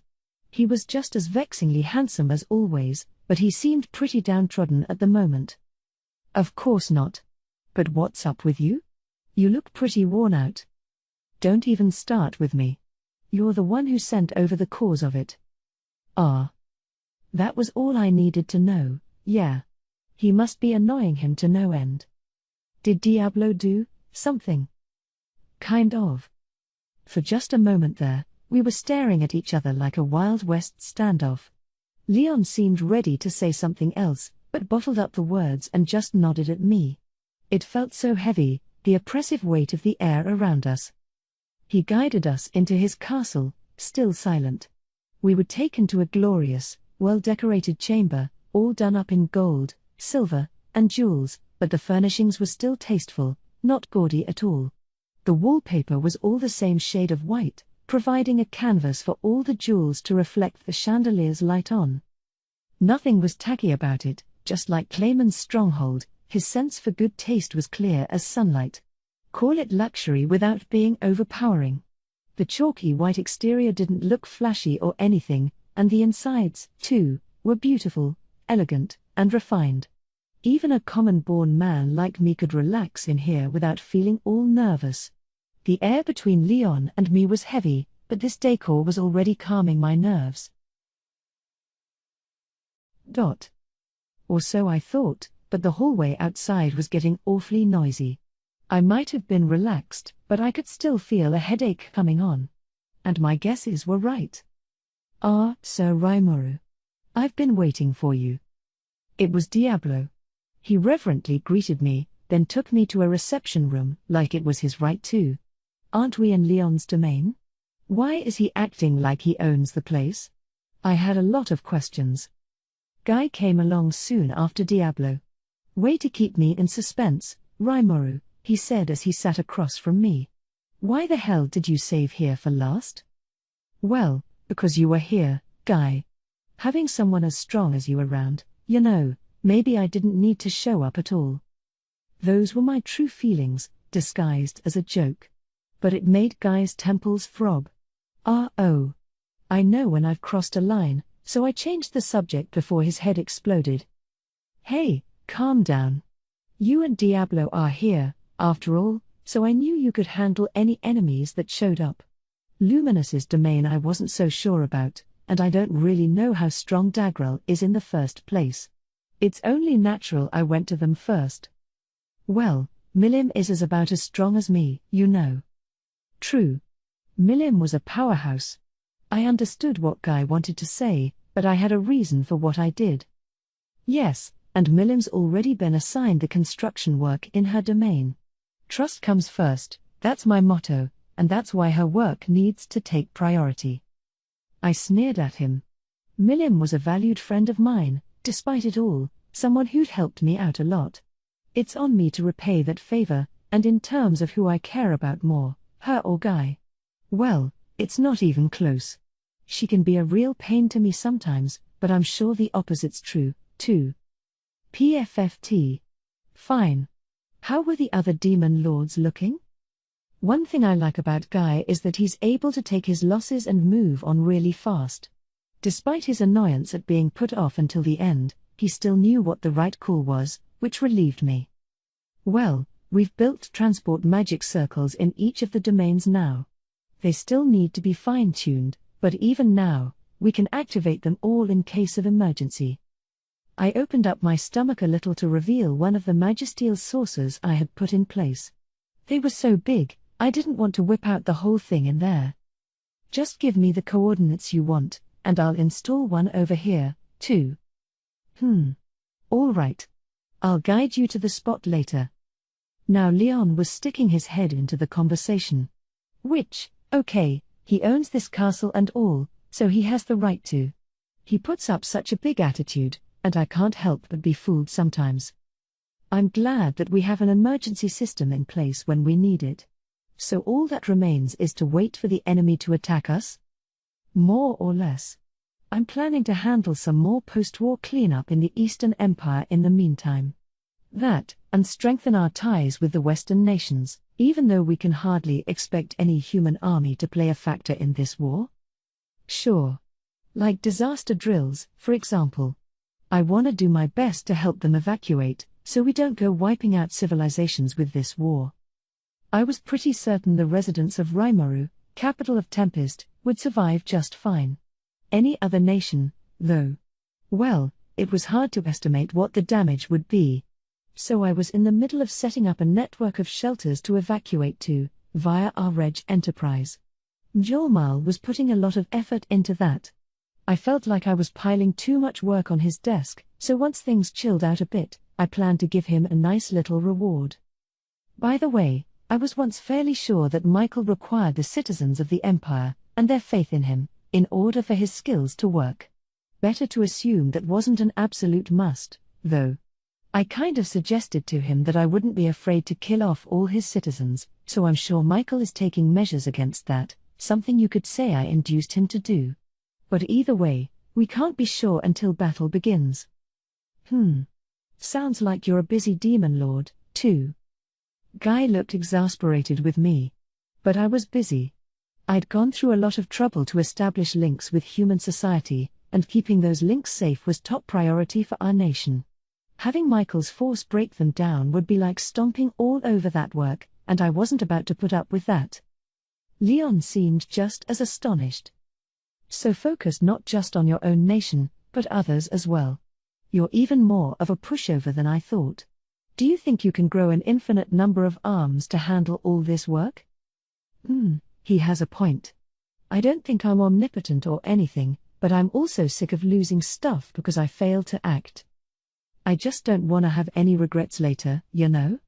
I want to do everything that I can, and if it doesn't work out, at least I'll know when to give up. Of course, if it came to that, I probably wouldn't give up anyway. And I'd have tons of regrets, too. But I was striving so hard because I wanted to avoid that. Until a grim future was truly unavoidable, I wanted to puff my chest out and live as proudly as possible. There's no way I could fool myself into doing anything else. Well, I'm full of nothing but regret. Perhaps that's why that girl chose you over me. Chloe again? Something about the tone of Leon's voice indicated I shouldn't be ignoring this. I know he's done some pretty crazy things in his past, maybe this is his warning to be careful, lest I turn out like him. For now, though, I decided to laugh off his concern. Well, unlike you, I'm not into little girls, cute little sister types. I'm a normal person who knows when he's being a bother to others, so no worries about any of that. Do you want to die? Out of nowhere, the situation got explosive. Our debate continued until an exasperated Guy finally stepped in. You know, I thought you coming over would improve things a little. Boy, was I wrong. Guy seemed oddly tired as he griped at me. I don't know what he was expecting, really. Perhaps now would be a good time to settle the score for good? And luckily, my Zeri has gotten used to building damage-reducing barriers as of late. Is Diablo asking me to duke it out with Leon? Look, we're both demon lords, okay? We can't be that reckless, I said. No need to worry, Sir Raimaru. I would gladly take him on. You wouldn't need to lift a finger. Diablo narrowed his eyes at Leon, like a predator stalking its prey. He might have actually been serious about this. I really couldn't guess who would win, and I'd be lying if I claimed not to be interested. But, in many ways, giving my okay would be out of the question. I'm saying that the damage would be enormous. I told you that your job was to protect Leon, didn't I? And you want to fight him instead? Why are we even here, then, huh? Diablo slumped down, looking disappointed as I lectured him. He didn't appear too regretful, but he seemed willing to drop this subject. I'll take it. Chew him out some more for me, Raimaru. He just never learns his lesson. He was trying to antagonize me just yesterday, the bastard. I went easy on him, but we still destroyed a training arena. Don't whine at me about that. I can't really say who's at fault unless I know what caused this argument. And besides... Wait. You and Diablo fought each other? Yeah. I've been bored lately, so we had a little exercise. Ridiculous. So Diablo fought Guy, and the way Diablo put it, it was painful beyond description. Good thing this happened yesterday, at least, not today. I looked over at Leon. He sighed, looking beyond displeased. It began when that maid over there tried picking a fight with Diablo, I think. She got annihilated by him, but she made all these excuses and fled the scene. His eyes were pointed at Rain. Surely you're joking. I didn't make a single excuse, and for that matter, I didn't lose. So she's not denying the picking a fight with him part. Great. There is no value to your subjective opinions. Leon had no interest in Rain's shameless defense. Then Diablo picked up the baton. I don't like bullying the weak, so I allowed her to flee from me. Huh? I said I'd take you on for real next time, didn't I? I was going easy on you. Did you get the wrong idea about that? Oh, I'm sorry, did you forget how you roped Misery in and made it a 2-on-1 bout? You truly do need to be taught some discipline next time, don't you? Diablo remained calm, treating Rain like a child as they trolled each other. I was worried it'd lead to blows soon, but strangely, it didn't. Well, in an even more annoying development, these two freaks forged an armistice at some point. I couldn't believe what Guy just said. As he put it, these verbal arguments occurred on a daily basis, and he preferred them to actual bouts without question. After all, they've been fighting every day for the past 2 weeks, you see? But somewhere along the line, I guess they started to hit it off. If Leon was backing Guy up, it had to be true. And if so, I could see that the balance of power around here was teetering in a direction I didn't want it to go. I would not say that at all, a quizzical Rain said. What kind of evidence do you have for this nonsense? What, you thought no one would find out? Leon asked, as composed as ever. During yesterday's battle, you were shouting, "Don't give me that wimpy junk, Diablo. Put more of your heart into it." Rain, Guy's heavy voice chimed in, "We know how you really feel. And why are you cheering on Diablo instead of me, huh?" "Oh, not at all. I would never use such vulgar language in the first place, Sir Guy, and I am now and forever your faithful servant. I'm sure Sir Leon is making a mistake." She certainly was bold about this. As serious as she usually acted, I never picked up on it, but did she have a bad case of youngest child syndrome, or what? The type of woman who never reflects on her own actions and assumes things should always go her way. Kids who get doted on by their older siblings can turn out that way pretty often. But after hearing all this, it was blatantly clear who was in the right. Diablo, why are you all chummy with her now? Might as well throw that question his way. I figured he probably wouldn't lie to me. He smiled back at me.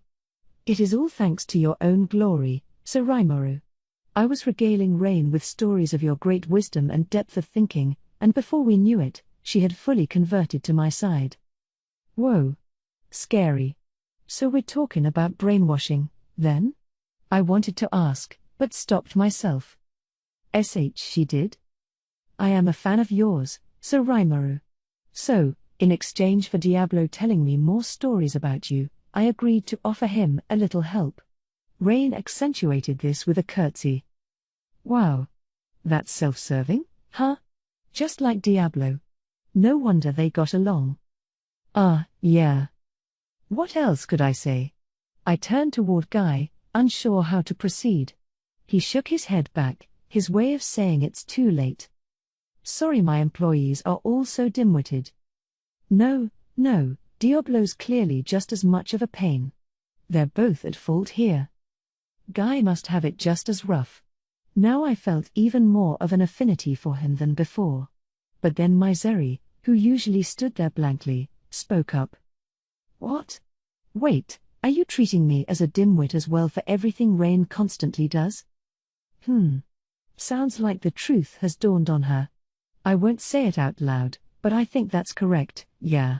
But an outsider like me butting in wouldn't achieve much of anything, so I pretended not to hear her pleading. So, after some more chit-chat, we were led to a hidden enclave behind the palace's throne room and audience chamber. There, I installed our transport magic circle. It weighed several dozen tons, so once it was in place, moving it again would take a lot of work. Speaking of work, mine was done here, and I took my leave soon after. I could tell Leon desperately wanted me to take Diablo and Rain away, but that would surely damage our war footing. Even if it didn't, no way was I gonna take 'em back. Leon would just have to be patient. Then, right as I departed, "And please, take care of Chloe for me." Leon emphasized his words. "Sure thing." I nodded back. He didn't need to say it, but my affirmation must have been convincing enough, because he let me go pretty readily. I expected him to be pushier about all that, so it was kind of unexpected, not that I'd tell him. In normal circumstances, he's really a pretty cool guy. And he revealed a very surprising truth to me. Leon and I actually share the same hobby. No, not his thing for underage girls. It turns out Leon's dream was to be an architect. No wonder he had so much aesthetic sense, huh? He let me in on that factoid as I praised his city and palace in our conversation, and I could certainly believe it. He's got a great head for it, and I told him as much. He's a smug bastard, yes, but deep down, he's really a nice guy. That was my new estimation of the Demon Lord Leon. So, after forging a much improved relationship, I completed my successful journey to El Dorado. Even after returning from Leon's domain, I kept making foreign visits. I had no idea when the enemy might attack, so I was on a mission to strengthen our links with other nations as much as possible. I had that emergency transport network in place with the other demon lords, and obviously I wanted to install some of those circles in our allied nations as well. The first stop was the Dwarven Kingdom. Carrera's demon servant Ajira was currently deployed over there, and I was told he was busy training with Garzel, their king. Seeing how that turned out could be useful as well. So I transported myself to the massive gate protecting Dworgen. A long line snaked out from it, as usual, packed with merchants and adventurers. I gave it a sideways glance as I headed for the nobility-only corridor and spoke to the guard. Without any further wait, I was guided to the royal palace. I felt like such a huge, powerful figure, getting this kind of treatment, which perhaps shows how unnoble I still am. I knew I was in way over my head when it came to this stuff, so I was careful not to openly sneer at anyone in public, at least. Garzel was there to greet me. "I've been expecting you, Rimuru." And Ajira was with him, of course, offering an exaggerated bow. "It pleases me immensely to see you in good health, my lord." It was like he just walked out of a historical samurai drama, and he pulled it off, too. And also, much to my surprise, it turns out Ajira was the reincarnation of Hakuro's grandfather. I was pretty shocked when Carrera told me, but, taking an impartial look at him, all his mannerisms were exactly the same. I had wanted to speak with him, as I recalled, but never quite found the opportunity. Maybe we could find some time afterward to sit and chat. I thought over all of this as I returned his greeting. "Great to see you again, King Garzel. Glad you're well. And you too, Ajira." "Ha ha ha. You're still far too formal with me, you know. Like I always tell you, just Garzel is perfectly fine." "Yeah, I meant to do that, but seeing you in your palace like this gets me nervous. Kinda reminds me of the trial I had here. I know it's petty. I couldn't shake that non-nobility thinking fully, but I think it's endearing, sort of. I dunno. It'd be weird if I didn't get all nervous around authority figures." Vaughn and Dolph watched us, not all that interested. CI was the same way. It was Ajira who finally butted in. "In my humble opinion, my lord, I would wish for you to act just as you please, although Lady Carrera would no doubt upbraid me for it. You are both the leaders of allied nations. Simply be your normal, dignified selves. No need to artificially distance yourself from King Garzel." "Yeah, I know that, but, of course I understood what he meant, but I was a humble salaryman until a few years ago. Unless I'm angry, or focused, or involved in something so huge that I can't think about anything else, I can't help but revert back to my normal self."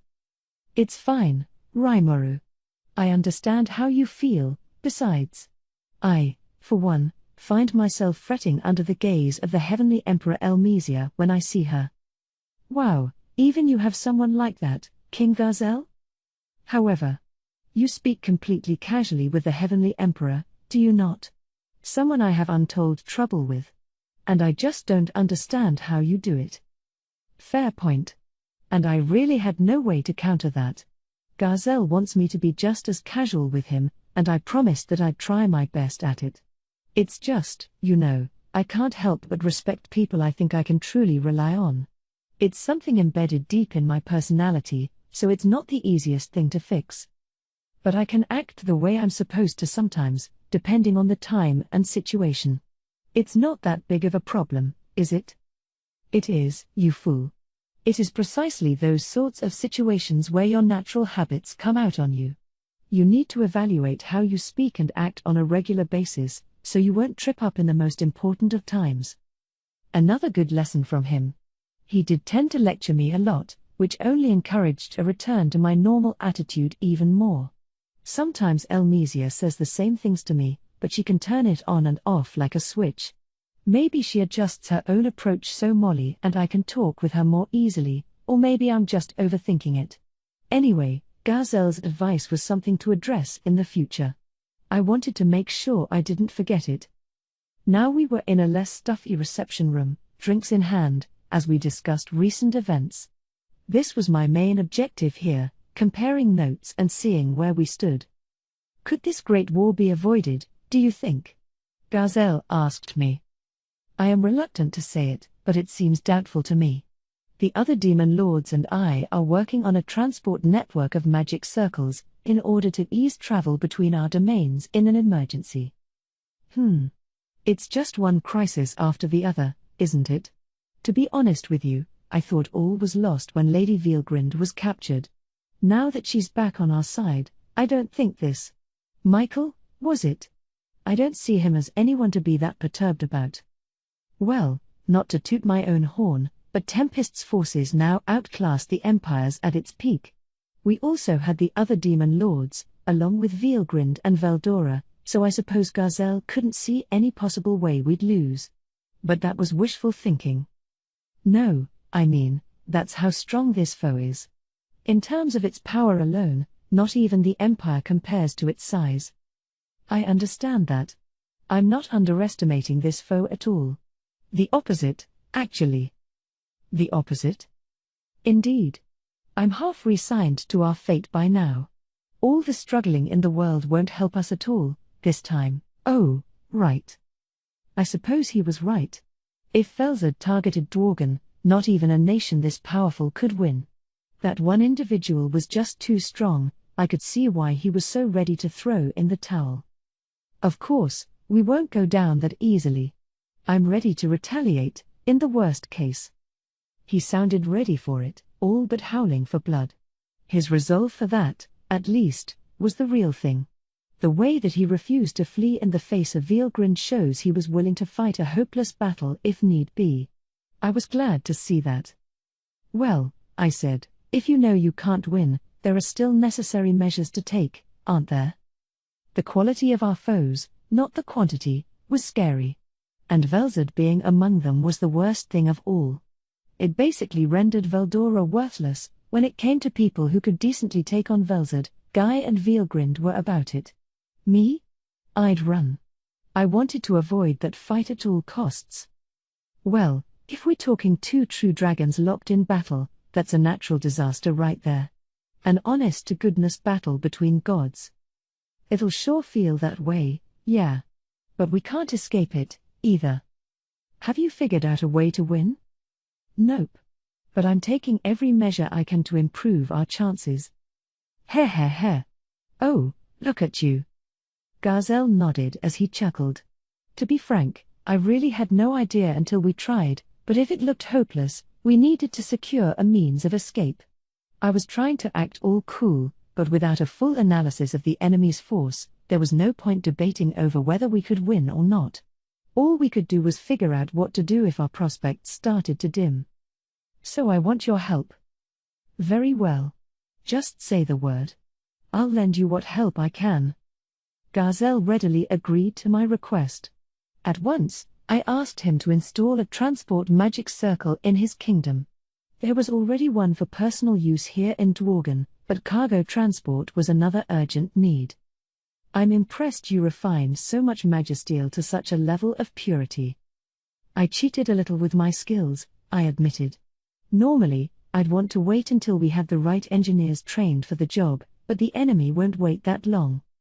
I assumed as much. We'll handle the details for you.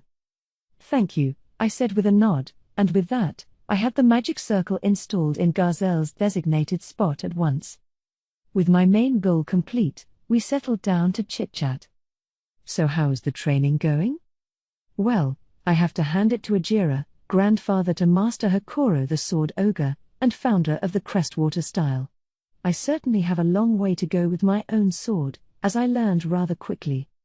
There is no need for such modesty, King Gazelle, Ajira said. You have already earned the hidden art 5 bloom stab, and you are aiming for even loftier heights, are you not? In the Crestwater style, anything on the level of 5 bloom stab or higher was called a hidden art. These included pomegranate, 6 bloom slash, a high-speed blunt slash not meant to kill, and willow, 7 bloom sweep, a sword move that softly parried the enemy's attack. There were others, slashes, stabs, and the most hidden art of all was the multi-layered blossom flash. It was meant to stay within the Crestwater family, but apparently Ajira was intent on teaching it to Gazelle. Hakoro told me that his grandfather showed him the multi-layered blossom flash once. Yes, I did. This was before my reincarnation, so my memory is hazy, but I vaguely recall demonstrating it to him once. If he could recreate it and show it to me, I said, he would truly be a genius. And not to boast of my own grandson, but I am no longer the Byakuya Akari that I was at the time. I offer nothing but praise to the leaders of the monster nation. Ajira looked a tad ashamed, but also fiercely proud. Oh, certainly. Hakoro's my own master as well. I don't mind you praising him at all. In fact, I'm glad for it. Yes, indeed. Your teachings, Sir Ajira, have been firmly passed on through Sir Hakoro. Destiny can be quite a mysterious thing sometimes, can it not? Gazelle agreed with me, warmly smiling. Ajira, seeing this, nodded back, filled with emotion. So, Rimuru, do you mind if I pick your brain about something? If I know the answer, sure. Good. I know I asked about this before, but I have a question about ultimate skills. Do you think, if I continued to polish my sword skills, I could ever defeat someone bearing such a skill? Ha! Way to cut right to the point. The answer was yes, it's possible, but only in the right circumstances.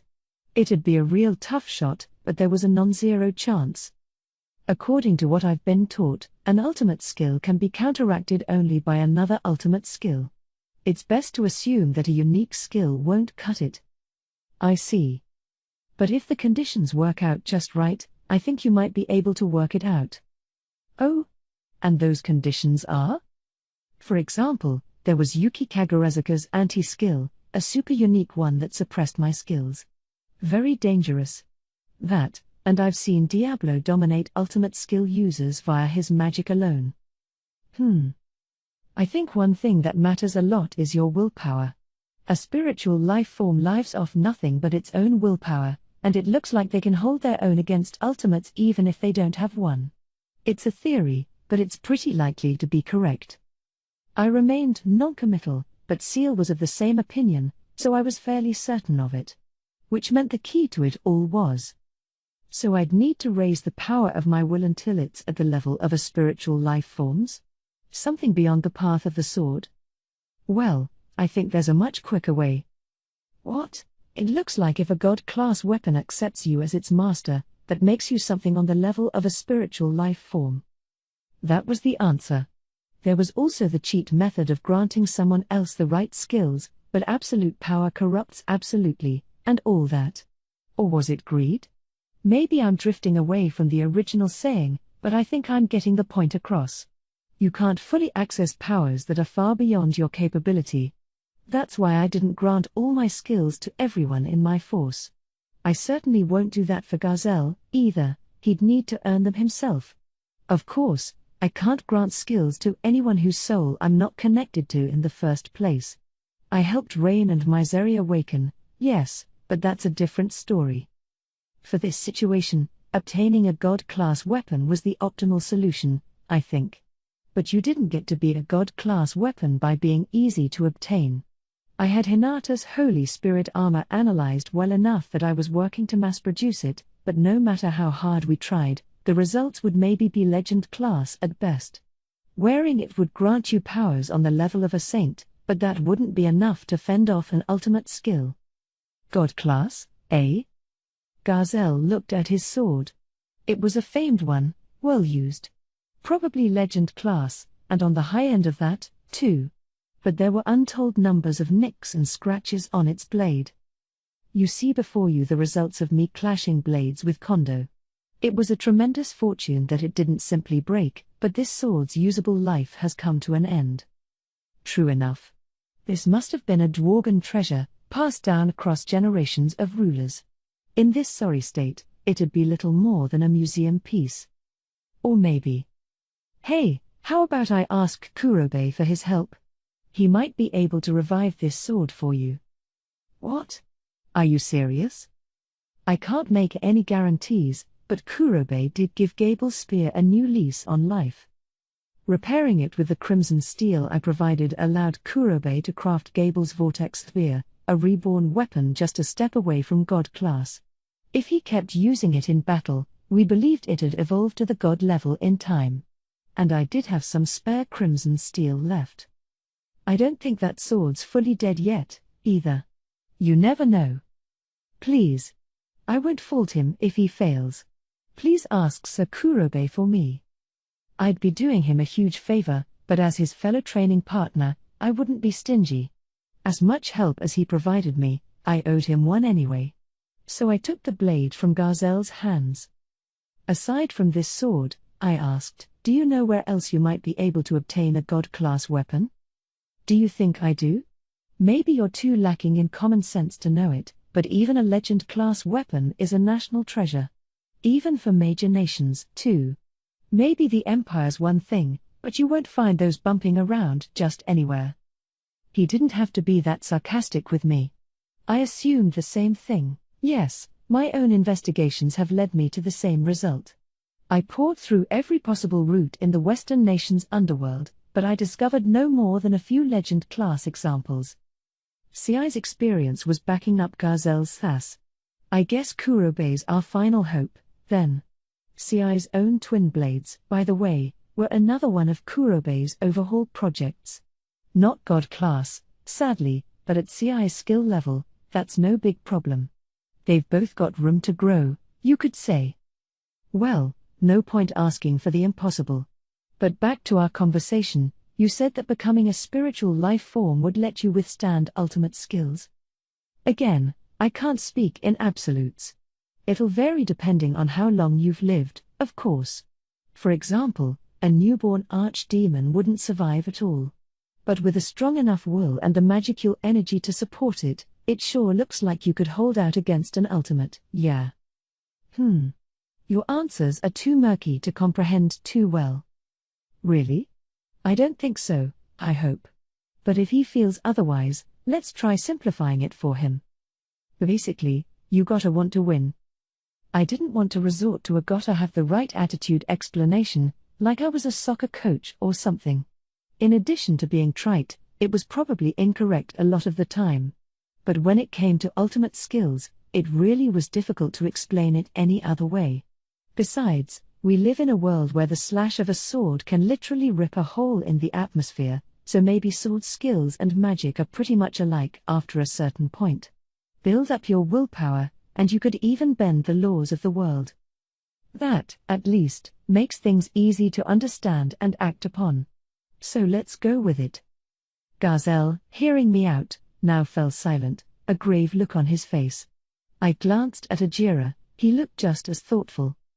Sir Rimuru is correct, CI said. As the recipient of an ultimate gift, I am not one to talk, but if you instill enough will in your blade, you could kill any opponent. That is how it feels to me, at least. Ajira nodded. Indeed. To me, it feels as if I am sublimating all my will into my blade. My very will to kill my foe. I am driven to believe that my entire body is the blade, that there is nothing I would fail to slice through. That I could even slash through things with no corporeal form. Oh, right, Ajira's skill was blade transform, wasn't it? Comparing existence points alone, Ajira's transformed sword wouldn't be quite God class, but its cutting edge gave Ajira the winning advantage.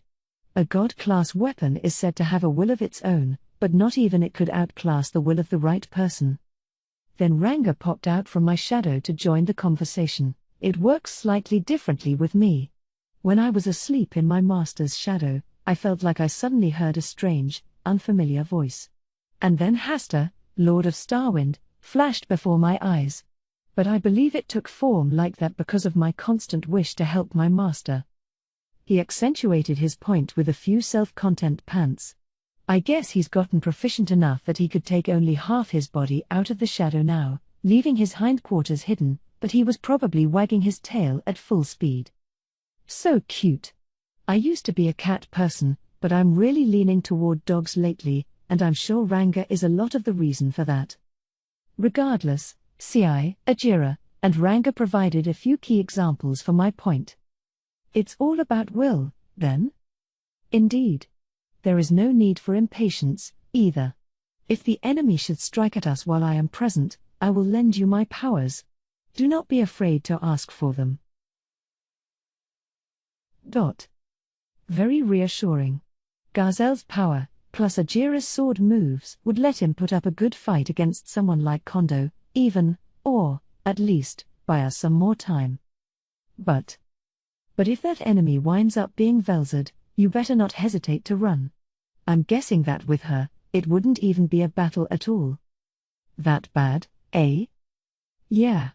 I can't be sure since I've never seen her seriously fight, but she always struck me as scarier than Veilgrind. I hate to admit it, but you're likely correct. And now that I've seen Veilgrind for myself, I know just how rash it'd be to take on a true dragon. Still, I am a king, and I cannot abandon my citizens.